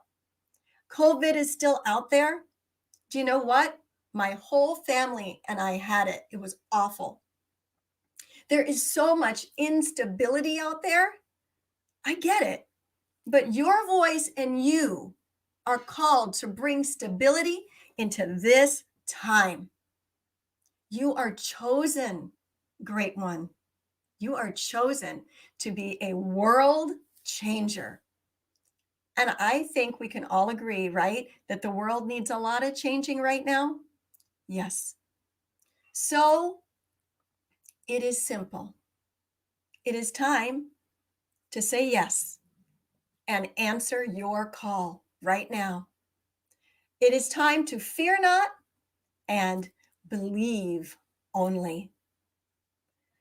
Now, Edwin Lewis Cole says this: attitude determines your altitude in life. I have a question for you. How high do you want to fly? How far do you want to go? The only thing that limits you is what's right here that drops here. And if you believe all things are possible, then they are. Listen to me, champion and world changer. You are here for such a time as this, and the world needs you. You have a work to do and a purpose by design. And you can do it because, as Les Brown says, my mentor, you have greatness in you. So I challenge you to step into your greatness. Now let's end on a strong note and give a shout one more time of our rally cry. Freedom! Yes. Thank you for listening to me. I am Pamela Hinkle. I would love to be a part of your journey. I have a free mini course for you. Come and visit me at purposewithpamela.com. Thank you. Freedom! Freedom! Yes. Oh, Pamela, your energy radiates through the screen. I love the delivery. It was excellent. Thank you so much for sharing that. And one of the key points that you made is borrowing belief. I've told so many people that over the time that I got enough belief for both of us and take a little bit of mine. So that's a powerful message. So thank you for sharing that. Thank you, Barry. Absolutely. All right, ladies and gentlemen, we are going to our next speaker. This young lady is a certified life coach, motivational speaker with a weekly radio and Facebook Live program called Prayer Time with Dr. Sheila. Her community achievements include starting with the W.R. McGrew Outreach, Development, and Education Program, a nonprofit that encourages social activities and community awareness. She loves speaking and uplifting others to live a full life on purpose. Ladies and gentlemen, Dr. Sheila McGrew. Hello, hello, hello. Can you hear me good?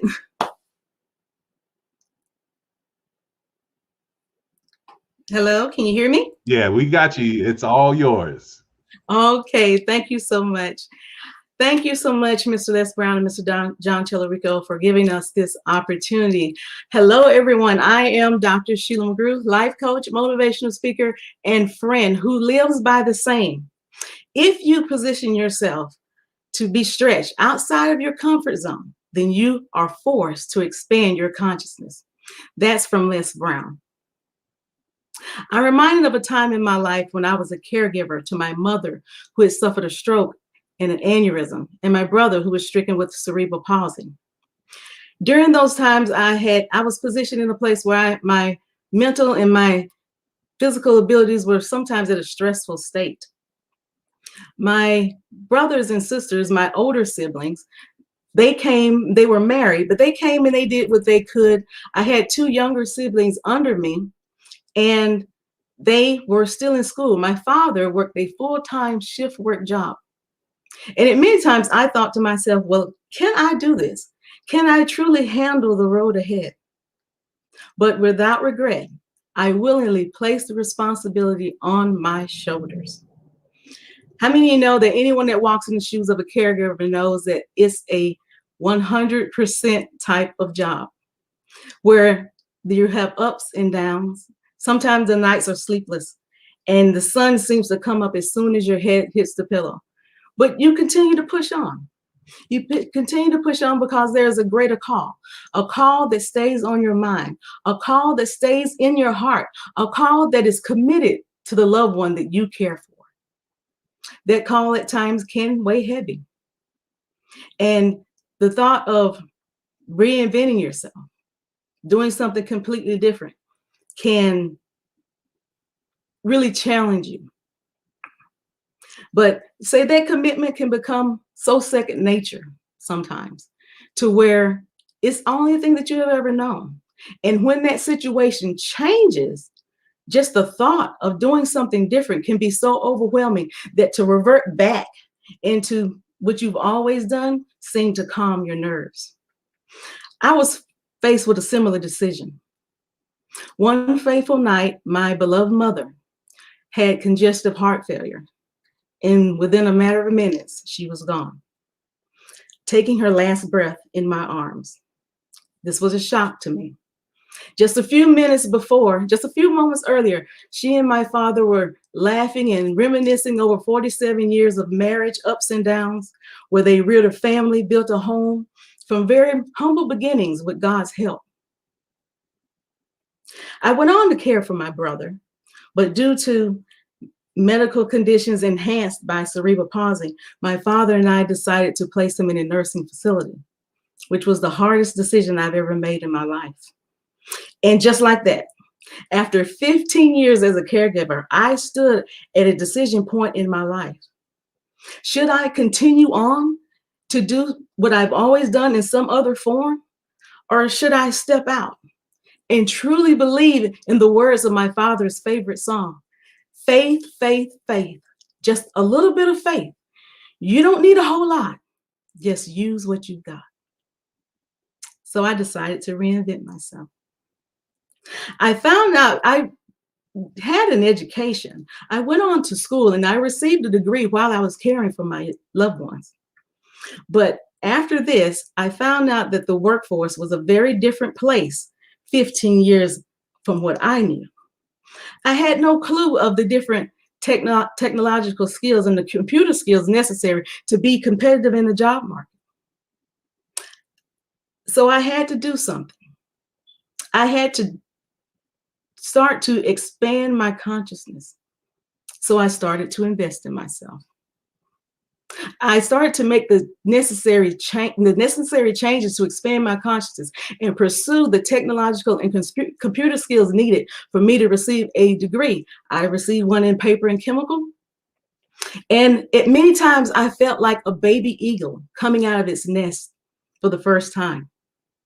It has to fly for its survival, which is why the mother eagle will place irritants inside of that nest that was once comfortable and soft. She pushes him to experience exactly what he was born to be. Ladies and gentlemen, I want you to think of your hopes. Think of your dreams. Think of the life you've lived, all of your experiences that got you where you are right now. And know that everything that is needed for you to succeed is already inside of you. You have greatness in you. Just as that baby eagle is pushed to the edge of its nest to launch out for the first time, we all at some point stand at the brink of our own destiny. At that point where to move forward is 100% up to you and you alone. It is said that the mother eagle will hover over the nest of her young for them to see that they too are capable of soaring into the mountains, of reaching heights only imagined by those not made of the eagle's stuff. You are capable of great and amazing things. You are equipped to achieve your dreams, but you have to be willing to expand your consciousness and to launch out and fly. It takes courage to move forward, to command life on your own terms, but it's possible. You have greatness in you. You are created for such a time as this. If we are going to be persistent and illogical to pursue, P-U-R-S-U-E, our dreams, we must have a sense of urgency of the word P, progression. Know that every decision we make has the same DNA as the decision before it. Wasting time on the irrelevant will lead to a lackluster result at best. To remain focused and steady on the road ahead is the breeding ground for all good decisions. You understand that what it takes. Which of you decides to build a tower and does not first sit down to count up the costs to see if he's able to complete it? Understand and know that it will not fall out of the sky, but it is possible and you can do it. R, resilience. Learn to roll with the punches of life. Mr. Brown says that when life knocks you down, try to land on your back, because if you can look up, you can get up. I want you to develop a snap back attitude. S, separate yourself from distractions. Notice I said distractions, not personal responsibility, not having the personal responsibility of our obligations. But I'm talking about energy drainers, naysayers, those who contribute nothing to your bottom line. Remember what's of the utmost importance. If that baby eagle does not learn how to soar, if that eagle falls into surroundings and an environment that does not support its innate abilities and capabilities, then it will become a product of its environment. And that environment will dictate its future. We have to understand and know that resilience is going to take us to where we need to go.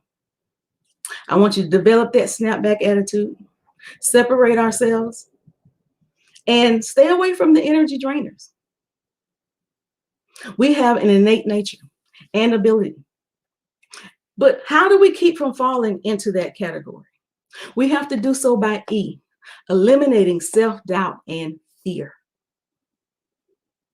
It was Walt Disney who said that all dreams are possible and can come true if we have the courage to pursue them. I want you to type into the chat box right now, I'm ready to fly. I'm ready to invest in me, to bank on me, to see exactly what I am capable of. In my closing, I'm reminded of David, who inquired of the Lord, should I pursue? Should I overtake them? And the Lord, he reassured David and said, to pursue. You shall overtake them and without fail recover all. It's your time, ladies and gentlemen. It's your time to fly. I'm Dr. Sheila McGrew, and if you'd like to reach out to me, please do so at my website at drsheila.mcgrew.com. All right. Thank you so much, Dr. Sheila. And I don't know if you heard me earlier, but I referred to Mr. Brown as being the eagle and the 20 speakers today. Yeah, so we're on the same wavelength right here. Didn't even know that you're going to be talking about that. And I love that PURSUE acronym. That is beautiful. Thank you so much. All right. Thank you. All right, ladies and gentlemen. So we're on to our next speaker. Again, you can see that we are lighting it up with some amazing people right now. But this one is someone I've just recently been able to connect with, and we kind of I think we have the same spirit animal. We carry the same energy. And this gentleman, they call him Coach B. He's an educator, a head football coach. He's a speaker. He's been teaching both young people and adults at all levels for 11 years and coaching football for 14. Coach Berlanga is from Soledad, California in the Monterey County. Coach B has been awarded the Golden Whistle Award for his leadership and influence in the community. Named Coach of the Year, recognized as the Spotlight Leader of the Year for the city of Gonzales, California. Coach B was recognized by the U.S. Marine Corps and the Glacier Clinics with the Simplify Coach Award of Northern California. Ladies and gentlemen, welcome to the stage, Arthur Berlanga. All right. Thank you, Barry, my man. You got me okay? Barry, you can hear me? I got you, sir. Yes, sir. Let's go. Let's rock and roll. Hey, I am so grateful and humbled to be here, to be in this moment, to share this one with every single one of you here today. Shout out to John Tellerico, Mr. Les Brown himself, my coaches and my mentors, and the ladies behind the scenes that helped me get to this very moment, Winnie and Dolly. I am forever, forever grateful from the bottom of my heart. With no further delay, let's rock this thing out together. What do you say? Come on. My name is Art Berlanga, and they call me Coach B. Hear me well on this day. I bring you good news. Ladies and gentlemen, I want you to begin thinking about your New Year resolutions. That's right. Your New Year resolutions and your goals. What's your visions for this year? What do you want to accomplish for this year? And I know what you're thinking. I know what you're thinking with all the chaos and the noise that surrounds us every day, from the pandemic to the political and social climate. And there doesn't seem to be an end in sight. And what's supposed to be a new year, it doesn't feel very new, does it? Almost as a continuation from the year before. We're going through some trying times, unprecedented times. And as I think about these hits from life, these results from life, maybe you're in a state of survival. Maybe you're in a state of fight or flight, sink or swim, maybe even life or death. As I think about these hits we've all been taking, I can't help but think about what Mike Tyson said. Everyone has a plan till they get hit. Everyone has a plan till they get hit. Ladies and gentlemen, everything you've been through and continue to go through, you're still here. We're still here. You see, we might be down, but we ain't out. We might be down, but we ain't done. We might be down, but we will rise up as the champions we were born to be. You see, you were created as a cream of the crop, and eventually the cream always rises to the top. Come on. Come on. You see, what I'm about to share with you here today, ladies and gentlemen, it's nothing you haven't heard before. So begin to focus on, and really focus on your goals and your aspirations, and think specifically, what is it that you want out of life? Better yet, what is it that you want for your life? Hear me well on this day. I bring you good news. As I think about my life experiences, I had the great opportunity and privilege to teach and coach young people in the classroom, outside of it, on and off the football field. This is a calling on my life. It's been said, a coach, a teacher will transform more lives in 1 year than most people do in their lifetime. So as you begin to think about your life, who are some of those people in yours that comes to mind? Because we all have someone. As I look at my life experiences, I know something about you, because we all had someone that spoke life into our dreams, picked you up when you were down, believed in you when you didn't even believe in yourself.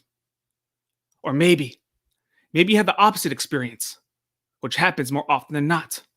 Someone you trusted and valued, who was supposed to have your best interest at heart, misused or abused your trust, spoke death into your dreams, stole your voice from you, and maybe even left you feeling hopeless. You know, Maya Angelou explains human connection as this: people will forget what you said, but people will forget what you did, but people will never forget how they made you feel. As I look at my life experiences, I can't help but think about those who try to prevent me or sabotage me from my greatness. No, I would say to myself, not today. I would say what Muhammad Ali once shouted: I'm going to show you how great I am. Come on, say it with me. I'm going to show you how great I am. Hear me well on this day. I bring you good news. You see, these types of people in our lives, we have to use that to light a fire within us, to prove them wrong, to work even harder, to use that negative energy as fuel to our fire. Because we both know the ultimate payback is our success. The ultimate payback is using our pain, our misery, our story, and turning it into our ministry. You see, and you can do this too. The things I've learned and now teach and coach both young people and adults to do, to believe themselves and their vision, to be persistent for what they want, and learn how to win. Learn how to win. Hear me well on this day. I bring you good news. I was recently on a podcast and I was asked, Coach B, how were you able to take a struggling football program and turn them into champions? Is there a secret? I said, secret? There are no secrets to this, man. Love on these kids and allow them to love you back, because it's more than just football for me. I'm teaching life through a game, because these kids have enough people in their lives discouraging them, putting limitations on them, telling them what they can and cannot do. I'm not here for that. I'm here to believe in them, to empower them, to show them what they're capable of, to show them who they could be. You know, the German poet Goethe says this: if you treat people as they are, they become worse. If you treat people as they could be, they become who they should be. Ladies and gentlemen, as you think about those you surround yourself with, are they treating you for who you are, or are they treating you for who you could be? As I reflect on my experiences in education and sports, I've learned that there's not much of a difference between young people and adults, because the truth of the matter is that we all are going through something. We all are going through something, especially during such a time of great confusion and pain, a time of mass division and fear, a time of neighbor turning on neighbor instead of neighbors turning to one another. I once read, life is 10% what happens to you and 90% how you respond to it. Life is 10% what happens, 90% how you respond to it. This reminds me of a story of my baby girl. Just at 6 months old, she began to crawl. So one morning, I'm getting ready for my day, and I just watched her. And she began to crawl. She located a nearby laundry basket. So she began working her way towards that basket. She got there. She propped herself up. She stood up just for a moment, but she fell. She began to cry. And I just watched her. I didn't want to go to her aid right away, right? I want to see how she was going to respond. So sure enough, she realized that no one was coming to her rescue. So she stopped crying. She rolled over, began crawling back to the basket, pulled herself back up, stood up a little longer than the first time, but she fell again. However, this time she didn't cry. She almost rolled over instantly as she began to work her way and crawl back to the basket, pulled herself back up, and got to a standing position. And this time, she stuck the landing. She looked just like an Olympic gymnast as she stood there with her head held high. And as her father, I couldn't be more proud of my baby girl, because at 6 months old, I just witnessed her not only accomplish a goal, but overcome adversity to do it. You see, what does that teach us? It teaches us that there are no substitutions for persistence, not education, not intelligence, not even undeniable talent, because persistence is an absolute necessity, a necessity to win. Persistence is an absolute necessity to accomplish goals. Persistence is an absolute necessity to become the best version of you. It must be a mindset, an attitude. It's what all winners and champions have in common. Babe Ruth, for example, known as one of the greatest Major League Baseball players to ever swing a bat. Yet, no one talks about his 1,330 strikeouts. Yet, they have a candy bar named after him. A candy bar. Colonel Sanders, at 65 years old, was living on Social Security. Went around knocking on doors. Over 1,000 doors he knocked on before he sold his first order of chicken. KFC was born at 65. Michael Jordan, his airness. He has missed over 9,000 shots in his career. Lost close to 300 games. 26 times he had the game-winning shot in his hands and failed. Yet, they call him the GOAT, the greatest of all time. You see, we have to fail over and over again. That's how we succeed. Will it be hard? Absolutely, it's going to be hard. But that's life, right? That's life. You know, Rocky warned us about life. He said, no one's going to hit us harder than life. But it ain't about how hard you can hit. It's about how hard you can get hit and keep moving forward. How much you can take and keep moving forward. Ladies and gentlemen, hear me well in this day. I bring you good news. Begin to believe in yourself today. And if you don't believe in yourself, borrow my belief until you do. Begin to have a clear vision for what you want and your goals. Then attach action to it. Lastly, be persistent. Be persistent for what you want, because nothing of value, nothing of worth ever does come easy. And if you stumble or fall along the way, don't you worry. It's part of the process. It's part of the journey. It's what makes your story your story. In the great words of the philosopher Confucius, our greatest glory is not never falling, but rising every time we do fall. Ladies and gentlemen, it's time for us to get up off that floor and fight back. It's time for us to get off that bench and get back in the game. Hear me well on this day. This day, I brought you good news. My name is Art Berlanga, and they call me Coach B. If you want to, am I waiting for Barry? No, go ahead. Tell us how we can get a hold of you, Art. As you can see on the screen there, you can connect with me and winwithcoachb.com. My social media handles is at Coach A Berlanga, Instagram, Twitter, what have you. My good people, thank you. It's been an absolute pleasure. Come on. Oh man, Art, I got to tell you, man, we have the same spirit animal. That I have a wall full of quotes. Front and center is, I'm gonna show you how great I am. Right behind me is the Rocky quote. So yeah, I loved it. It's awesome. Come on. Yay. All right, congratulations, brother. All right, ladies and gentlemen, this next one is someone that is special to me because I knew her before the Power Voice. I actually introduced her to the Power Voice because I knew this was something that she needed in her life. She is like a daughter to me, and we've known each other about 7 years. And again, I've been able to mentor her through several different businesses that we've been a part of, and I'm excited for you to hear from her. This lady has been a highly successful professional speaker for the last 2 years, the last 2 years, and has been driven and forcing to help develop high value growth development strategies within the companies that she's been working with.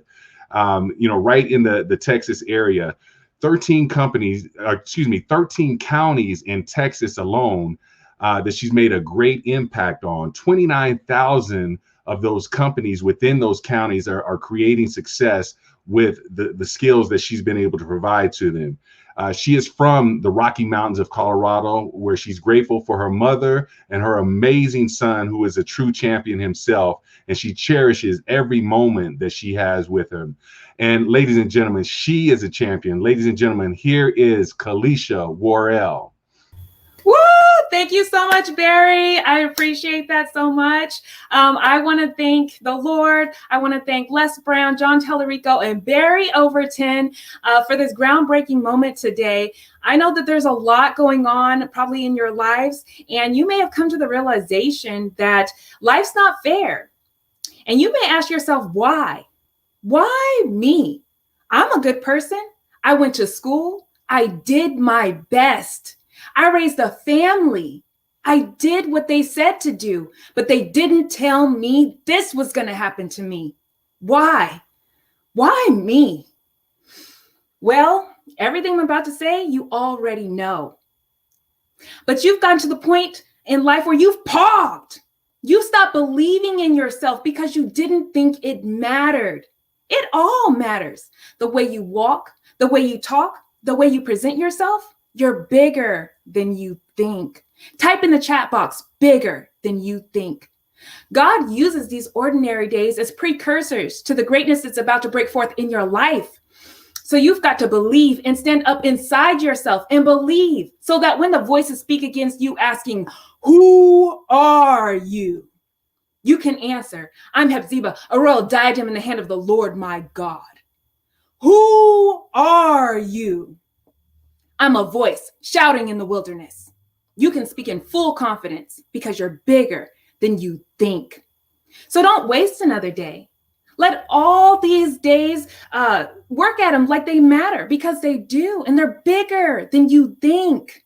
So let it touch you, the scared you, the frightened you, the you that makes all the excuses, the you that hides, the you that feels so inadequate, the you that fights with people and argues with people so they won't see that behind that barking dog, it's just a scared little puppy, just like in Mr. Brown's story, that barking vicious looking dog with no teeth.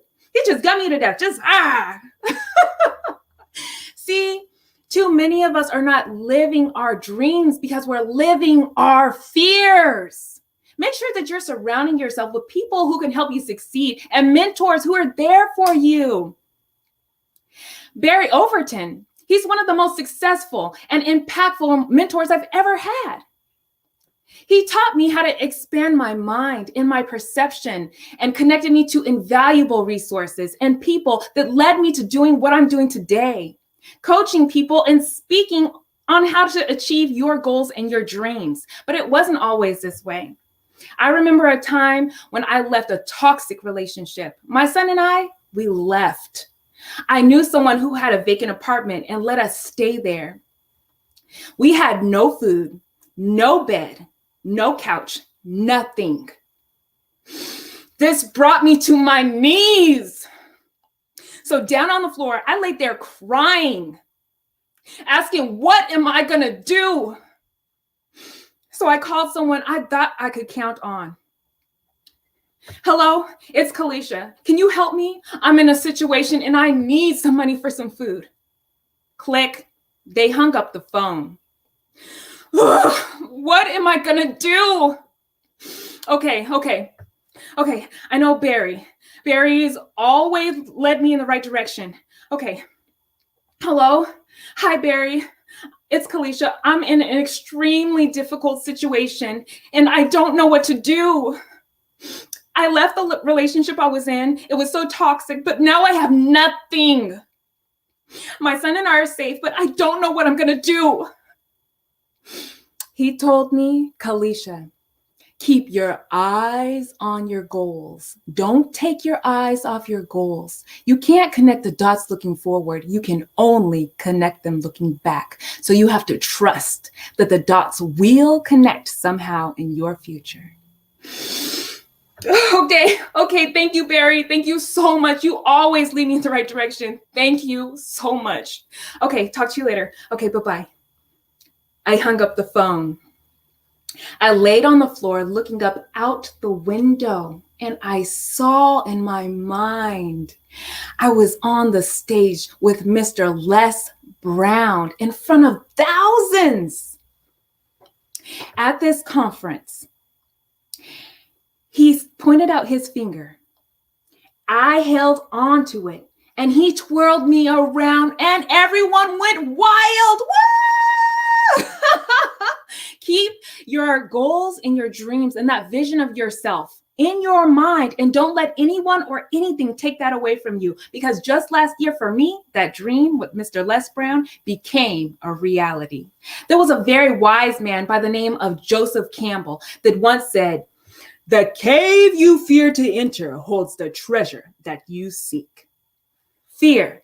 It's been known, James Allen said, to kill a person faster than a speeding bullet, and is without question the most destructive emotion that we can be involved in. You have a thinking mind. Whatever you think, you become. Write this down. If you don't program your life, it will program you. We know this, but so often we go through experiences in life similar to when we lose our keys. Have you ever lost your keys? And you keep asking yourself, where in the world are those keys? They were just right here. Well, I believe this is exactly what we go through in our lives. Where is that dream? That talent I worked so hard on developing? It was just right here. That passion, I promise you, it was just right here. I saw it. I had it. I stepped away for one moment and I don't know where I put it. Can anyone help me find it? You know, your conscious mind is going to tell you it's gone, and your subconscious will believe that. But I'm here to tell you, you haven't lost anything. Your greatness is where it's always been, inside. So I suggest to you that you don't look around for those keys. You are the key, and your destiny is bigger than you think. You have a thinking mind. Whatever you think, you become. The majority of us know this, but there's a gap between what we know and what we do. Les Brown, John Tallarico, Bob Proctor, three of the most skilled and accomplished motivators expound on this. We walk around with these phenomenal intellectual faculties in our conscious mind, and our subconscious accepts whatever it's been given. And most people are accepting in life whatever cards they've been dealt. They suffer from a disease. It causes their thoughts to get all stopped up. They refuse to think. We call these symptoms constipation of the brain and diarrhea of the mouth. Oh, behave, whatever. Why is it that we accept the things in life we don't want and reject the things in life we do want? Type in the chat box, destiny. It's in the mind. Gaining a better understanding of yourself is not easy, but it must be done. In the book of life, it tells how wisdom is the principal thing. Therefore, get wisdom, and with all thine getting, gain understanding. Well, did you know that awareness is the only thing that we're really ever seeking? Write this down. A house is built upon wisdom, but established through understanding. It's time to take a stand for your life. You have to let the past go. Build up together. We rise. What's stopping you? What's stopping you from moving forward? You've got to pass through those gates. Prepare a way for the people. Build up that highway. Remove the stones. Raise a banner for the nations. Again, I ask, what's stopping you? Fear? False evidence appearing real? Is that what's stopping you? I know what's stopping you. It's that terror barrier stopping you from living the life you were meant to live. Declare, I will not surrender to fear. The Lord is my life, whom shall I fear? The Lord is the stronghold of my life, whom shall I be afraid? When the wicked advance against me to devour me, it's my enemies and my foes who will stumble and fall. Though an army besiege me, my heart will not fear. Though war break out against me, even then I am confident. See yourself confronting your fears in your mind's eye and holding those fears like a champion. You have the power to change. The same God who's bigger than any opposition is in you. Why do I tell you this? Because you're bigger than you think. Thank you, everyone. My name is Kalisha Worrell. All right. Thank you so much, Kalisha. And tell them where they can find you at. Yes, you can find me at KalishaWorrell.com. You know, it's been such an honor, Barry, to be mentored by the greatest. And for everyone watching, don't put your dreams off another day. There's a gap between what you know and what you do. I can help you close that gap and get you the results that you're looking for. Again, my name is Kalisha Worrell, and you can find me at KalishaWorrell.com. All right. Thank you so much. I don't know why y'all trying to make me cry today, but that was powerful. And, you know, I feel like Professor Clump's mama, and I'm just Hercules. So again, very proud of you. Thank you so much for that, Kalisha. All right. And we're going to get to our next speaker. This gentleman hails from Warren, Rhode Island. He will be talking about the strength that has been built through the mistakes of his decisions that has led him to where he is this very moment, stronger than ever. Ladies and gentlemen, Kevin Ward. Kevin Barber, first of all, and I want to say what is up to everybody. I hope everyone's having a great day today. I hope everyone's having a great evening this evening. I hope you're having a great night tonight, wherever you are in this world. But what I do know is right now we're here at the Power Voice Summit, led by the great John Tellerico, led by the even greater, the godfather of motivation, Mr. Les Brown. Everyone make some noise for me. Woo!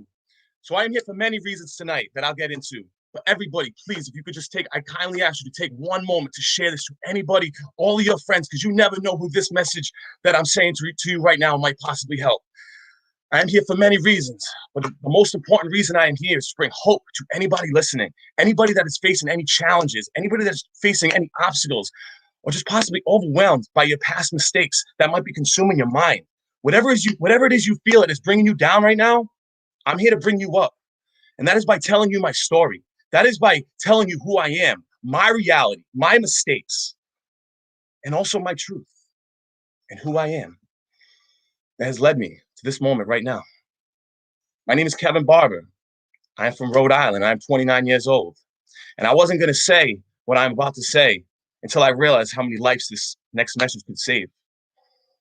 4 years ago, I came out as bisexual. And I know there's people in this world feeling that same pain that I once felt. And they have a secret that they want to share with the world, that they're scared what the world is going to think of them. I'm here to tell you to be your best self. Be your truest self. Let the world know exactly who you are, because that is who you are capable of. You are here to be your best self. You are here to be your truest self and never be ashamed of how God made you. Now to my mistakes.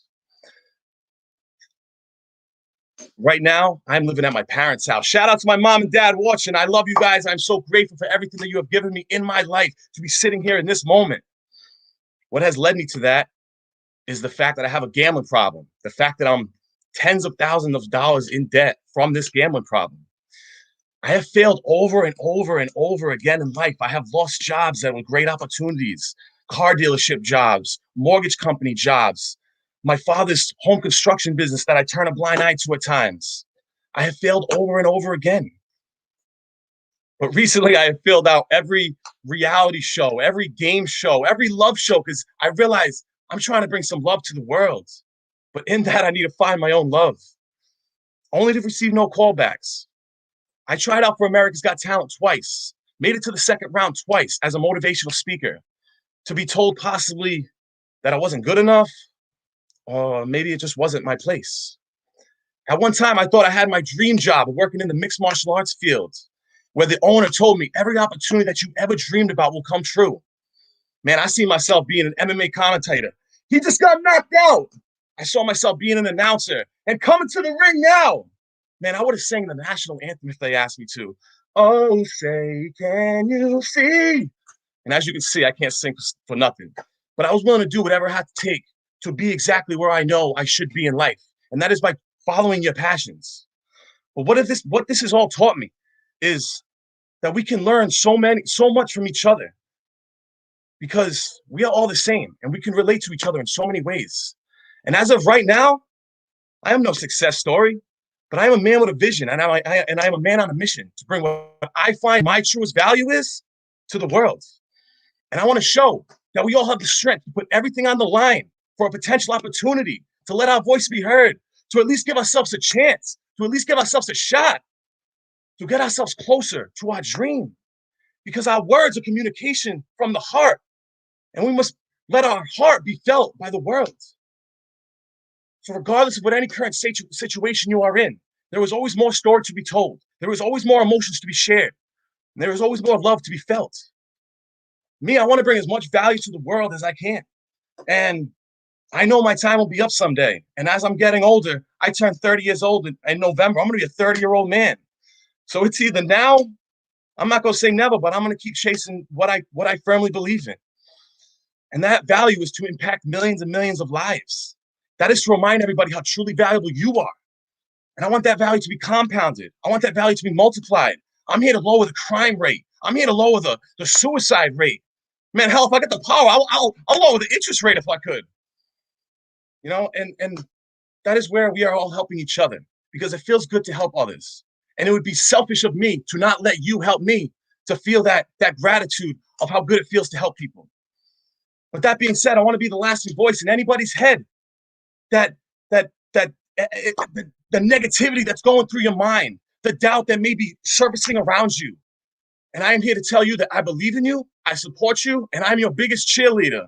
You know why? Because I'm a cheer for you. And if you cheer for me, I'm a cheer for you. And that's what I'm going to do. I'm a cheer for you. I'm a cheer for you. If you cheer for me, then I'm a cheer for we, because we a team out here in life. I'm here to impact millions of lives in the biggest positive way that I can, through motivation, positivity, support, inspire others to put themselves on the line, to continue to chase what they firmly believe in, their message, their point of life, why they are here, why they are breathing this beautiful oxygen. I'm here to try to find opportunity through the passions of my strengths. I'm here to possibly someday create opportunity for others through the passions of their strengths, like Les Brown is doing for every single one of these motivational speakers right now. In this life, we all have a purpose. We all have a message. Now it is on us to find our place. And the pursuit to finding our place is where the strength is built. So when we get to where we know we should be, we are ready for it. And we have learned what we need to learn to be there. Like I said, I'm here to provide as much positivity, support, motivation to the world as I can, and also inspire others to face their fears, to chase their dream. I don't want to be just in your life for this 10 minutes. I want to be in your life for your life. To remind you every single day that you are a champion. You are a deck full of aces, and I believe in you, and I support you. I have a podcast called The Most Important Things. The Most Important Things on YouTube. If anybody wants to go check it out, press the subscribe button, press the bell, whatever it takes to help me spread my message to the world. And there you can find it at the link, Kevin Barbers. There you will find what my goals are, what I am trying to do in this life. Because I feel we all have so much greatness inside of us, and we all have, so much to offer the world. It's just on us, like I said, to find our place. I hope everyone has a great day today. Thank you for this moment, everybody. Thank you, everybody, for tuning in. I hope everyone has a great day. I hope everyone has a great evening. I hope everyone has a great night. And I look forward to talking to everybody soon. Kevin, first of all, let me apologize for getting your name wrong. A good friend of mine just got a shout out, and he wasn't even on here. But I can tell you this: I will never forget Kevin Barber from this point on, because you delivered that, brother. And I appreciate your transparency, man. You don't know how important it is for us to be able to be vulnerable like that, and the people that you are touching. Someone was touched. Many people were touched by that message. And thank you so much for sharing it, and you delivered it. Thank you so much, my friend. And like everyone's seen, the link was Kevin Barber's. I put an S at the end because we are just so many people inside of one. We are continuing to grow into our best self. So never settle on who you think you are in the past, because who you are is who you know you are in the future. Much love to everybody. Have a great day, great night, great evening. All right. Thank you, sir. All right. And we're going to get right into our next speaker here. She is an author, a motivational speaker, a mentor, and entrepreneur. She is a mother, grandmother, and great-grandmother. She loves to make others laugh and has a heart for people. Linda is one of 9 children and resides in Houston, Texas. Her vision is to use her life experiences to make a difference in the lives of others. And she is looking to encourage, empower, impact, inspire at least 100 women to step into their greatness. Without any further ado, Linda Nefertiti Patton. Hello, Barry. How are you? I am great, and I'm ready to listen. Great. First, before I get started, I would like to say thank you to Mr. Les Brown for this Power Voice program, for allowing me to participate and helping me find my voice. To Mr. John Tellerico, thank you for the community, the connections, and the coaching. Change me, oh God, make me more like you.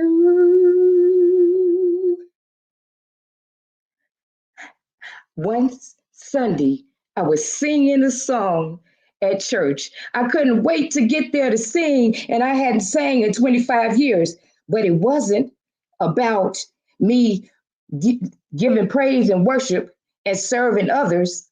It was all about me. My voice cracked, and I wanted to run and hide, but there was nowhere to go. I had to stay there and give service.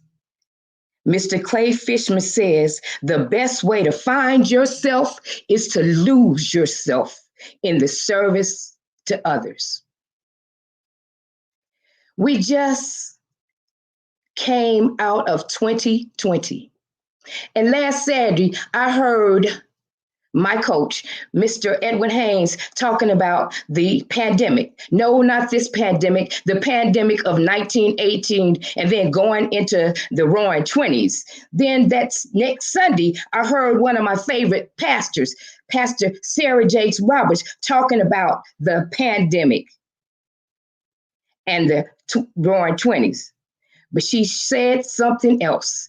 She talked about the ending of an era. You see, we lost a great icon, Miss Cicely Tyson, who was 96 years old when she died. But she didn't die and leave us. She will be here for a long time. She left an indelible mark in our hearts.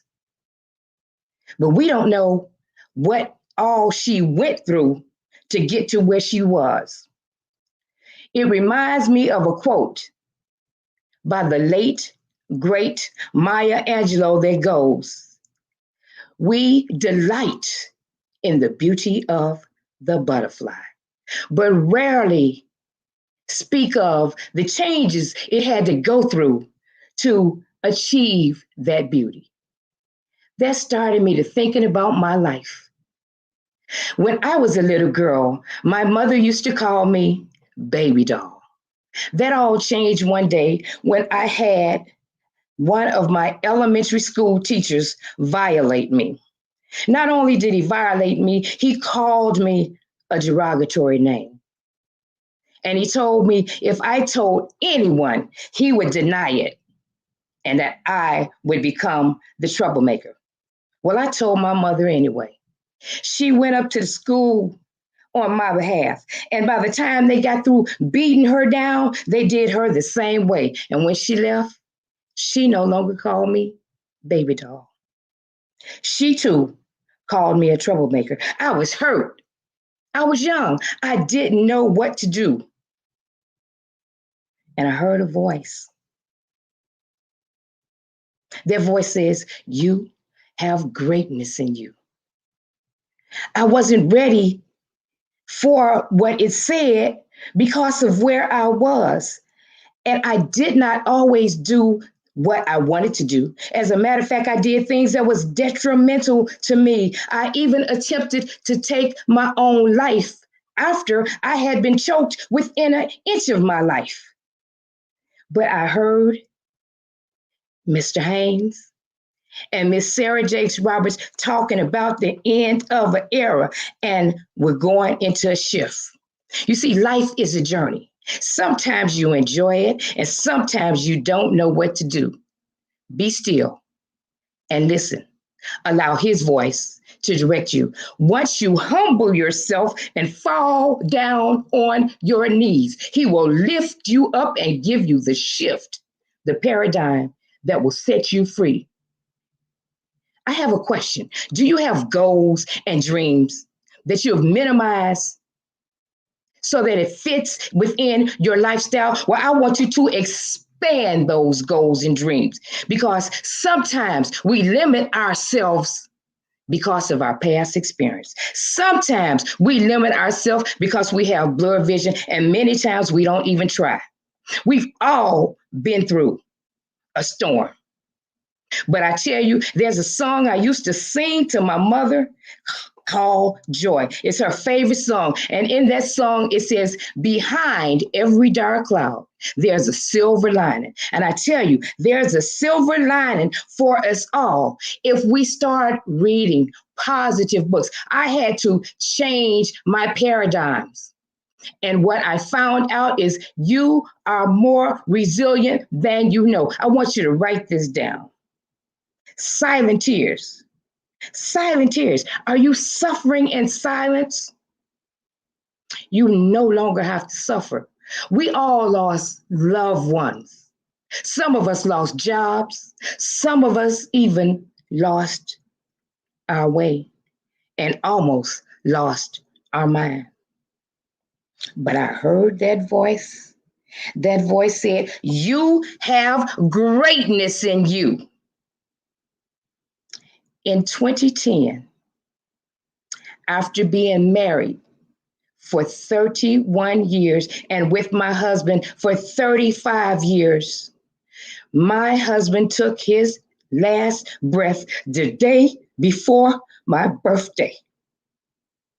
My life spiraled upside down. I didn't know if I was coming or going. But one night after work, I came home and I laid on that bed and I cried. And I sat straight up because Mr. Tyler Perry was talking about Oprah Winfrey and how she gave scholarships to 300 well-deserving African-American males who are now doctors, lawyers, teachers. And I sat straight up and I said, God, that is what I want to do with my life. I want to do something of that magnitude. And he sent a couple in my life that are still in my life today. My coach, Mr. Edwin Haynes, his wife, who's my mentor, Miss Andrea Haynes. And I surrounded myself with the thinking that outthinks me, like Mr. Johnny Wimbrey says. You see, in order for things to shift, we got to shift our thinking. In order for things to shift, we got to invest in ourselves. I want you to leap and grow your wings on the way down. I want you to have a larger vision for your life. That's what the L in Linda stands for. I want you to nurture yourself and never give up. That's what the N in Nefertiti stands for. I want you to invest in yourself, invest in your mind, invest in yourself. I'm here to encourage, empower, impact, and inspire women and men. But Mr. Holton Buggs would say, if you lived in Houston and you want to go to California, but you never been there before, would you ask somebody that had never been there before and find out how to get there theoretically? Or would you ask somebody that could show you where the potholes are, that could show you the way, because they've been there? I want you to answer the call. I heard Mr. Les Brown say last year, as I was ready to give up, you have greatness in you. And I held my hand out and I answered that call. And because I answered that call, I am part of his power voice training. And because I sought to make a difference in others' lives, because I was bitter for a long time, I didn't want to help anybody because I felt sorry for myself. Nelson Mandela said, as he walked out of the gates that would lead him to freedom, he realized that he had to leave bitterness and hatred behind, or else he would be in prison for the rest of his life. Do you hold on to bitterness? Are you holding on to some hatred because you haven't been able to let go of something that happened to you in the past? I ask you to let go of that bitterness, let go of that hatred. Let's grab hold of each other's hands, because when your life and my life intersect, when your economics and my economics depend on each other, we will no longer be bitter. We will no longer have hatred. Because I joined this class and Mr. Brown helped me find my voice, I swallowed my voice and I reached out to my mother. We had a conversation and we relived the events of that day. And what we found out was we both lost our voice. We both were violated that day, but we found it. And before that conversation was over, my mother, who was a devout Christian, said, God is going to do mighty things through you. And I want you to know, I love you, baby doll. Now, I want you to write this down. Now, I want you to say this out loud with me. Repeat after me. I am powerful and I am loved. I am powerful and I am loving. I am powerful and I love it. Now, I'm going to say my name and I want you to repeat after me, but instead of saying my name, I want you to put your name in my place. Because I want you to realize that no matter what it is you want to do in life, if there's something you're supposed to do, you will have that defining moment. My defining moment was when I was able to have that conversation with my mother, and we both found our voice again. I want you to say, Nefertiti is powerful. Nefertiti is beautiful. Nefertiti is fearless. Nefertiti is relentless. Nefertiti is a queen. I want you to wear your crown. Wear your crown. Whether you're a queen or a king, never, ever let anyone make you feel that you are less than you are. You are powerful. You are made in His image, and you have greatness in you. My name is Linda Nefertiti Patton. You can go to thequeendomjourney.com. That's right, thequeendomjourney.com for a free 30-minute consultation and help me help you so we can help each other. Thank you for allowing me to share. And thank you so much, Linda. You know, I got to tell you, number one, we run in some of the same circles. I think we may have talked about that on social media, but I've been coached by Edwin Haynes and personally mentored by Holton Buggs. I knew the information that you're getting right there. And let me tell you something, you delivered that. I felt the story. I was enthralled into your story. And it's so funny because when I was introducing you, I almost said Queen Linda Nefertiti Patton. But you know what? I'm going to end it by saying thank you, Queen Linda Nefertiti Patton, for an amazing speech. You're welcome. Thank you. All right. All right. And we are on. We only have two more, folks. It's hard to believe this. The energy has been so high on this. I don't want it to stop. But I can tell you, the two that we're ending this thing with, they're bringing the energy. All right. So our next one, she is a new author. She's a motivational speaker, transformation and health coach. She's also an accomplished pharmacist. 25 years of being in pharmacy. Beverly Smith has a wealth of experience. She's also a devoted wife and mother and the founder and director of the Flourish Personal Development. She is on a mission to touch and help transform as many lives as she encounters by showing them how to not only dare to dream, but to turn the dream into a reality and to flourish in every area of their lives. After 35 years, Beverly has delivered many words of encouragement, serving to bring hope, upliftment, and a variety of clients and customers and patients to those whom she serves in a pastoral capacity. Beverly believes that it is time for every individual to take courage despite the odds against them and achieve their goals.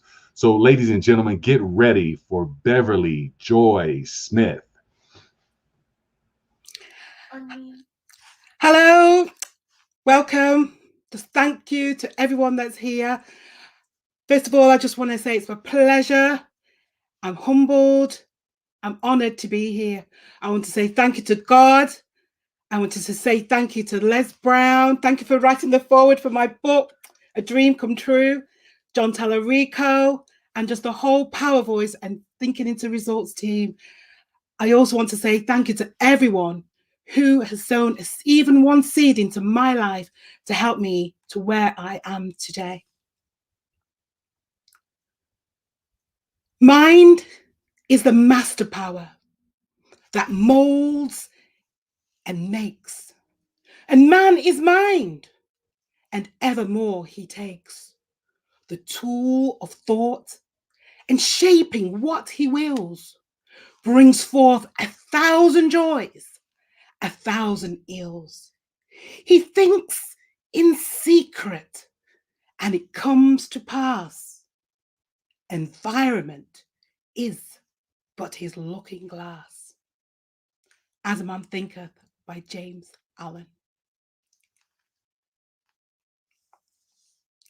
Desire the fire. Dare to flourish. Let's set the thermostat. Fire. It's set to fire. Type fire. Fire. Fire in the chat. Type fire. Why? Why am I saying fire? What do I mean by fire? I'm talking about passion. I'm talking about zest. I'm talking about zeal for living. Zeal for living your life. A reason to be, your purpose. To do, to be all that you are called to be and to do. When you think about your goals, when you think about your dreams, when you think about your life, many people right now in these unprecedented moment of history, their goals, their hopes, their dreams, they are dashed. Their fire is so low. So low. How are you? Have you been rejected? Are you stuck? Are you feeling dejected? Are you feeling hopeless? Has COVID impacted you? Many people have lost their jobs. Many people have lost loved ones. May they rest in peace. You are still here. We are still here. Why are we here? Why are you here? What is your purpose? Desire the fire. Type desire the fire in the chat. Desire the fire, your reason, your purpose for living. Discover your purpose. Steve Bow says that God has given each one of us more talent and ability than we would ever use in our lifetime. Our gift to God is to develop that talent and that ability. My favorite book, it has that scripture. It says, fan into flames the greatness, the fire that's within you. And Les Brown says, there is greatness in you. But there's a continuum of people right now. Consider where you are. Consider where someone that you love and you know where they are. Some people, they're just existing. They're just going through the motions. Some people are zombified. They're like the Walking Dead. They don't know whether they're coming or going or just what to do. Some people are striving every step, every motion, everything they try is a struggle and a strain. Some people are surviving. They think, well, at least I've got my head above the water. At least I'm surviving. At least think I'm coping, but I'm still here. Some people are thriving in one or two areas of their life. And that helps. It's like, well, at least this area is okay, but I don't know what about this other area. In fact, I'm not even going to think about it. I like to think in terms of that we are created to thrive in every area of our lives, to flourish, to flourish. But there are some, they don't even want to be here. They want to check out. Imagine not even wanting to show up for your own life. Let me take you back a few years. I was about 20, coming up to my 21st birthday. And my fire was so low that I didn't want to be here. I knelt by my bed. I was crying. I was beside myself. I didn't want to go, but I just didn't know how to live. I knelt and I was about to take my own life. But there was a desire, a little bit of fire. Yes, it was really low, but I cried out. And I said, if there is a God, then you've got to come into my life. And there's got to be more. You've got to show up and there's got to be more. And he did show up. And my life was transformed. Have you asked yourself? Are you asking yourself? Is there more? Do you feel rejected? Have you lost your job? Have you lost an all-important relationship? Have you been told or told yourself that you're just not good enough? Les Brown says, in our head, we have this committee and we can have self-talk. Sometimes we can talk to ourselves so awfully. We wouldn't even talk to someone else like that. So I say, be kind. Talk kindly to yourself. Be kind. Right. Be kind in the chat. Be kind to yourself and be kind to others. There's an old adage as little children. It says, sticks and stones may break my bones, But words, names, they'll never hurt me. Words are powerful, and words can hurt many people, even as little children. They're now adults, senior adults, and the words are still resounding, they're still reverberating, they're still resonating, and they are hurting. We thank God that words can also heal. Dare to flourish. Dare to flourish. What's there?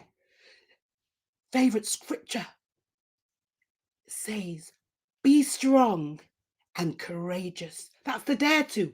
Be strong and courageous. Be strong and take courage. And sometimes we can make that decision and we say, that's it, I've made that decision, I'm gonna go, I'm gonna do this. And who shows up? Fear. False evidence appearing real. Zig Ziglar puts it this way, where many will say, forget everything and run. There's another part to that which I love, which is a choice. It says, face everything and rise. Elliot Hulse says, when doubt and worry show up, when you take courage, doubt and worry get out of the way. Why dare to? Why dare to flourish? Why desire the fire? Why bother to desire the fire? Why bother to dare to flourish? Because there's someone on the other side of your obedience. There's someone on the other side of what you have, what you've come with, you're carrying. I love to say, look at our fingerprints. Look at our finger. We're unique. Type unique in the chat. Say, I am unique. And I like to think of our fingerprint like hallmark. Type hallmark. Hallmark is something precious. And to me, that signifies that we've come here to this earth with something treasure, something of treasure, something unique and important, something that we carry, that we hear, we can enjoy. And when we pass on, leave it as a legacy. Leave it as a legacy, something of treasure.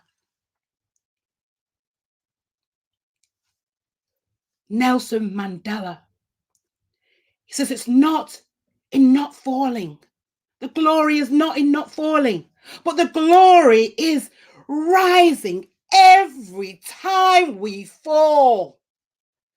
Les Brown says, when you fall, land on your back, because if you can land on your back, you can look up. If you can look up, you can get up. I say, when fear shows up, the larger the fear, the larger the gear. The larger the fear, the larger the gear. I want to leave you with a little story. It's called Shake It Off and Step on It. It's about this donkey.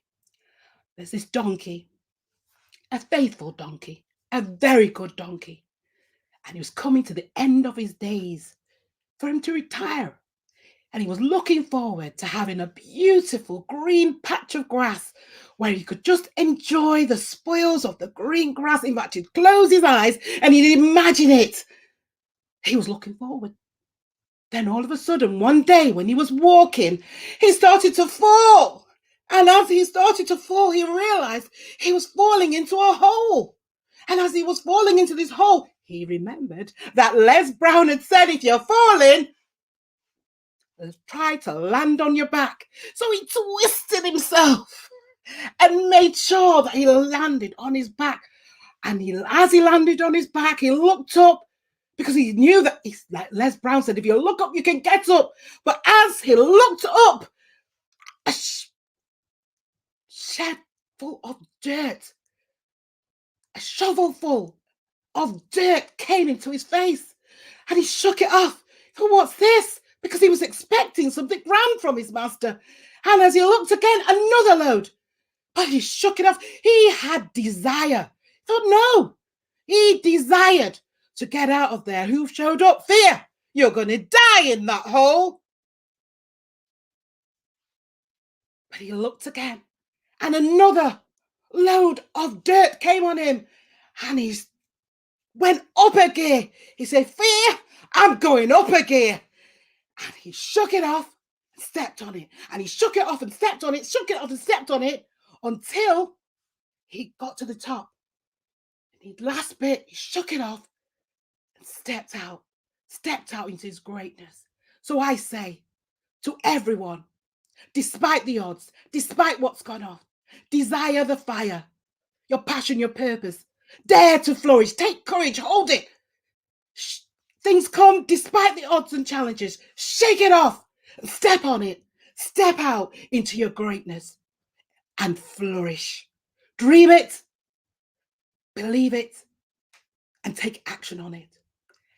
If you want to hear more about me, you can go to my website, beverlyjoysmith.com. And this is my book out on Amazon and Waterstones and many other outlets. I'd love to hear from you.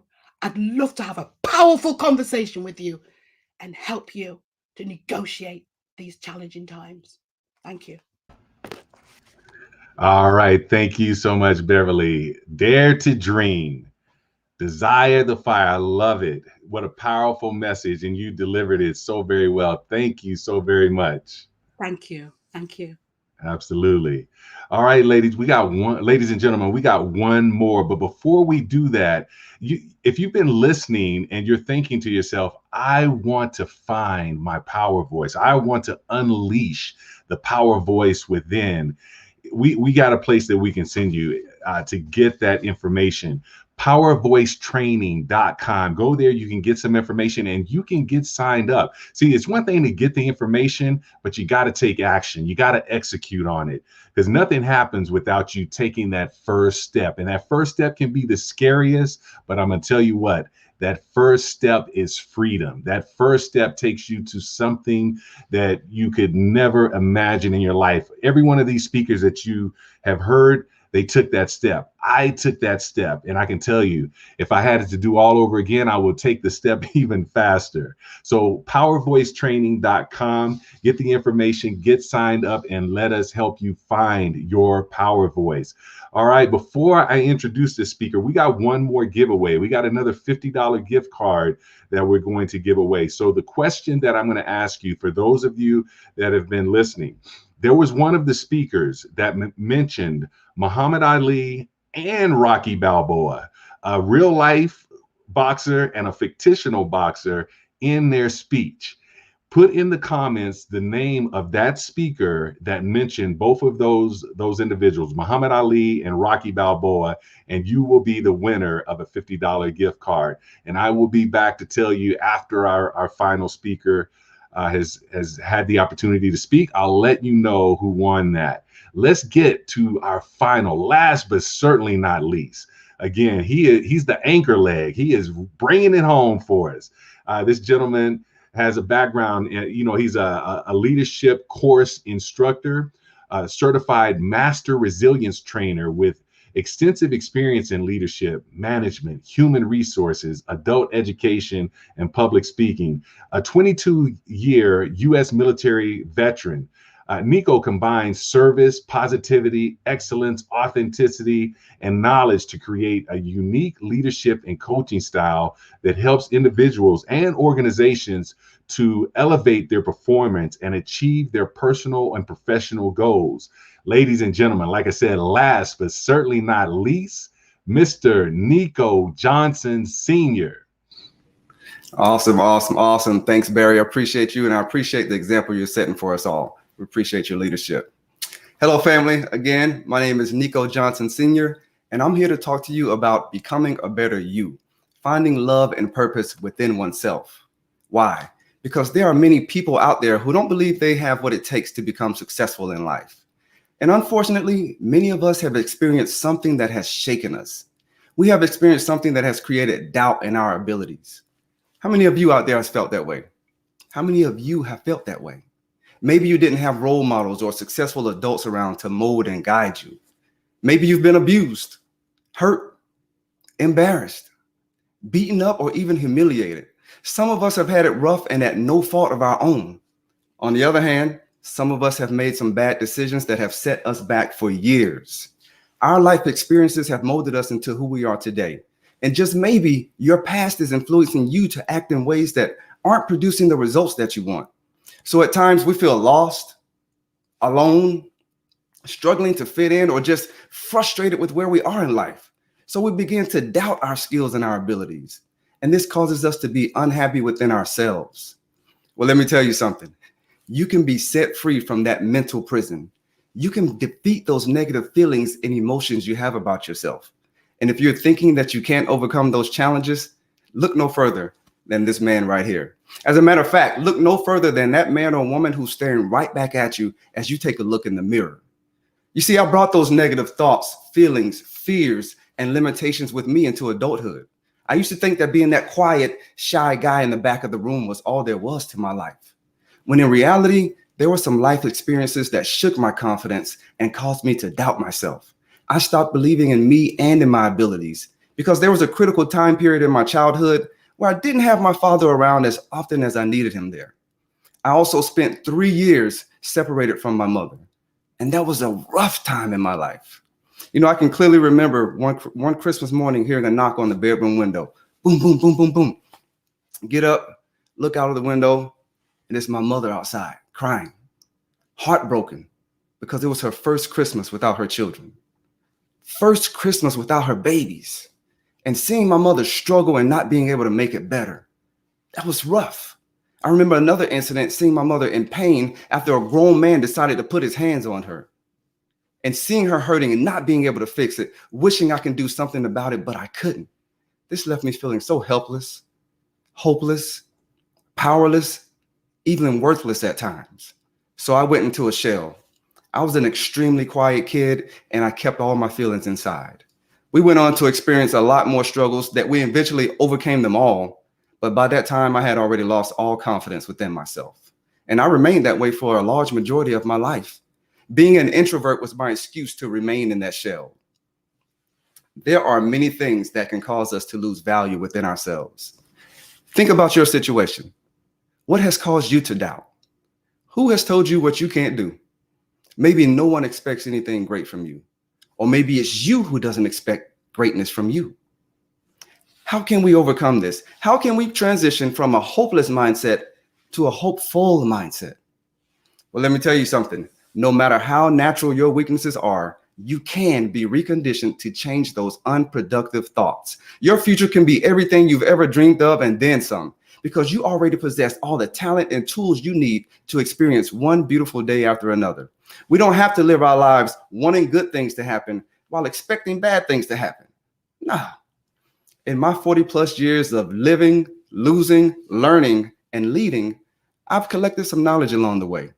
And with that knowledge, I've put together an acronym that can help us all become better versions of ourselves. The acronym is SPEAK, S-P-E-A-K. Type SPEAK in the comments, because we can change our lives with a few focused, intentional, consistent activities. And with these, you'll crush and eliminate those bad habits one by one and begin to live the life and become the person you've always dreamed of.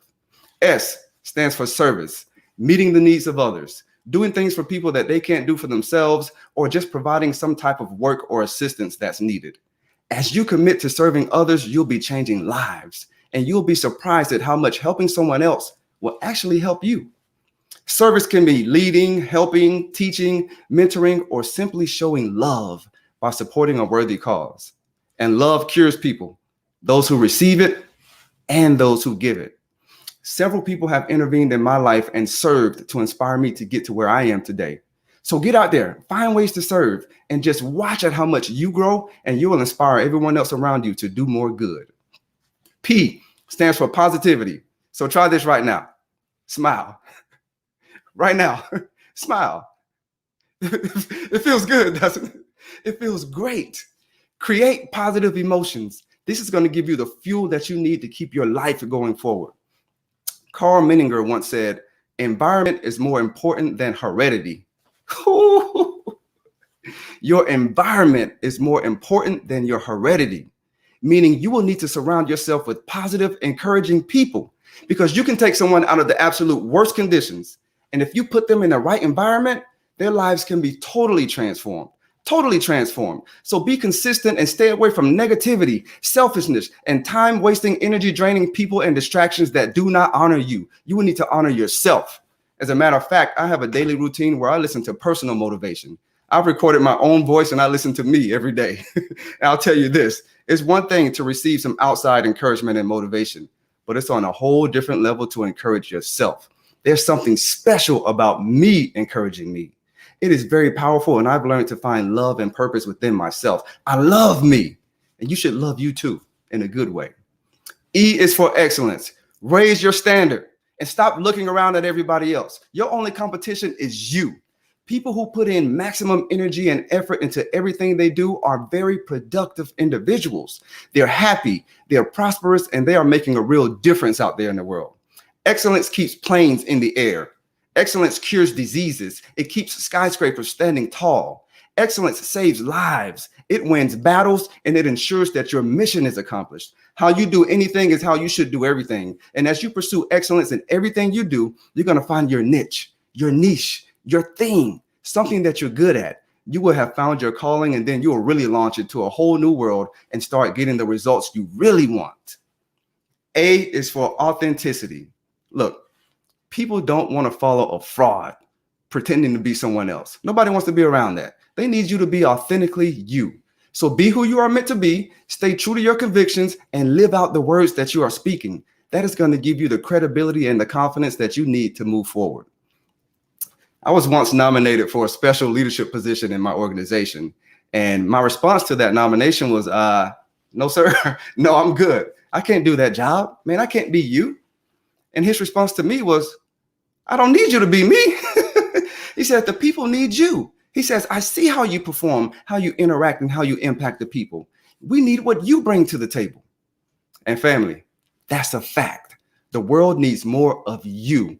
So take everything that you learn and just apply it to your own personality. Create your own style, and your results will speak for themselves. So be real, be you. And the K is for knowledge.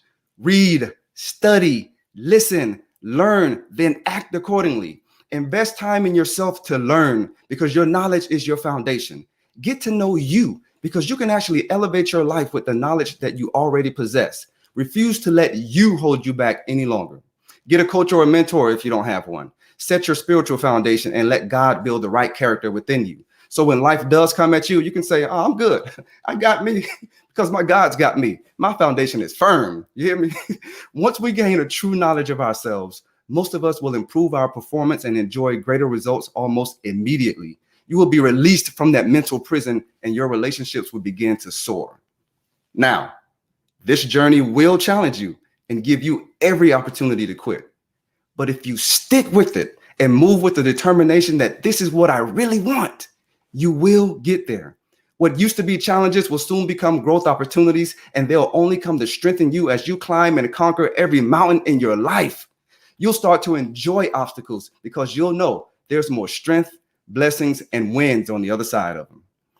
I have applied this model to my life, and I have achieved more success than I ever thought I was capable of. And I'm still elevating. So now my goal is to encourage as many people as possible, and that is why I do this work. I'm blessed to be able to train leaders, coach individuals, and build resilient people. You can do the same and more. So believe me, you have what it takes. The winner is already inside you, just screaming to be unleashed. Les Brown reminds us that life is a fight for territory. And once you stop fighting for what you want, what you don't want will take over. And that's a fact. So to find love and purpose within ourselves, I'm encouraging you to speak, but let your life do the talking. Your results will be astonishing. You can find me at nicojohnson.com, and it would be an absolute pleasure to work with you and offer you a free consultation. Thank you. All right, Nico, man, that was a powerful message. And Thank first, I just want to say, from one veteran to another, thank you for your service. Yes, and sir. leadership and continued leadership after serving. And you know, when you were talking about speaking and recording yourself and listening to yourself, man, that was like one of those, you know, that meme where the guy is going like that. It was a genius move right there. I'm gonna do that. That was powerful, man. I love that. Thank you. Yes, thank you so much. Yes, sir. Appreciate. All right. Okay, so ladies and gentlemen, I'm going to announce our winner. So the last question that we had, which speaker was it that mentioned Muhammad Ali and Rocky Balboa in his speech? And it was Art Belanga. And our winner, now we had quite a few folks that put his name in some form or fashion. So we have to do a drawing, and the winner is Jill Bill. So congratulations, Jill. So you can reach out to us at support@lesbrownofficial.com, and we will get that, give us your information so we can get that mailed out to you, that $50 gift certificate or gift card. And congratulations to you. Congratulations to all our winners. Congratulations to all these amazing speakers that we had on today. And then I'm just going to let you know one more time for the Power Voice training system, to be able to be a part of this system, where you need to go. Like I said, if you were inspired by one of the folks that you heard today, or many of them, and you're ready to unleash your power voice, go to powervoicetraining.com. This is that time. Hopefully there was something that you heard today that told you, this is my time. This is my moment. You see, Mark Twain has a quote that he said, the two most important days in your life are the day that you were born and the day that you find out why. And see, it's in that why, once you find your why, that you can impact the world. Because I tell you, just like all these different stories that you heard today, your story will impact someone. Your story will touch someone. Someone will resonate with the story that you have to tell. So far too long in life, we're spectators in life. It's time for you to get on the field. It's time for you to not just be a viewer. It was great to have you here as a viewer today, but the next time I see you on the Power Voice Summit, I want to be able to see you as a speaker. So powervoicetraining.com is where you need to go. Ladies and gentlemen, it has been a real treat to be here with you today. And as I said, I look forward to seeing you as a speaker on our next event. So with that, we're going to sign off and say thank you so very much for being a part of Power Voice Summit 4.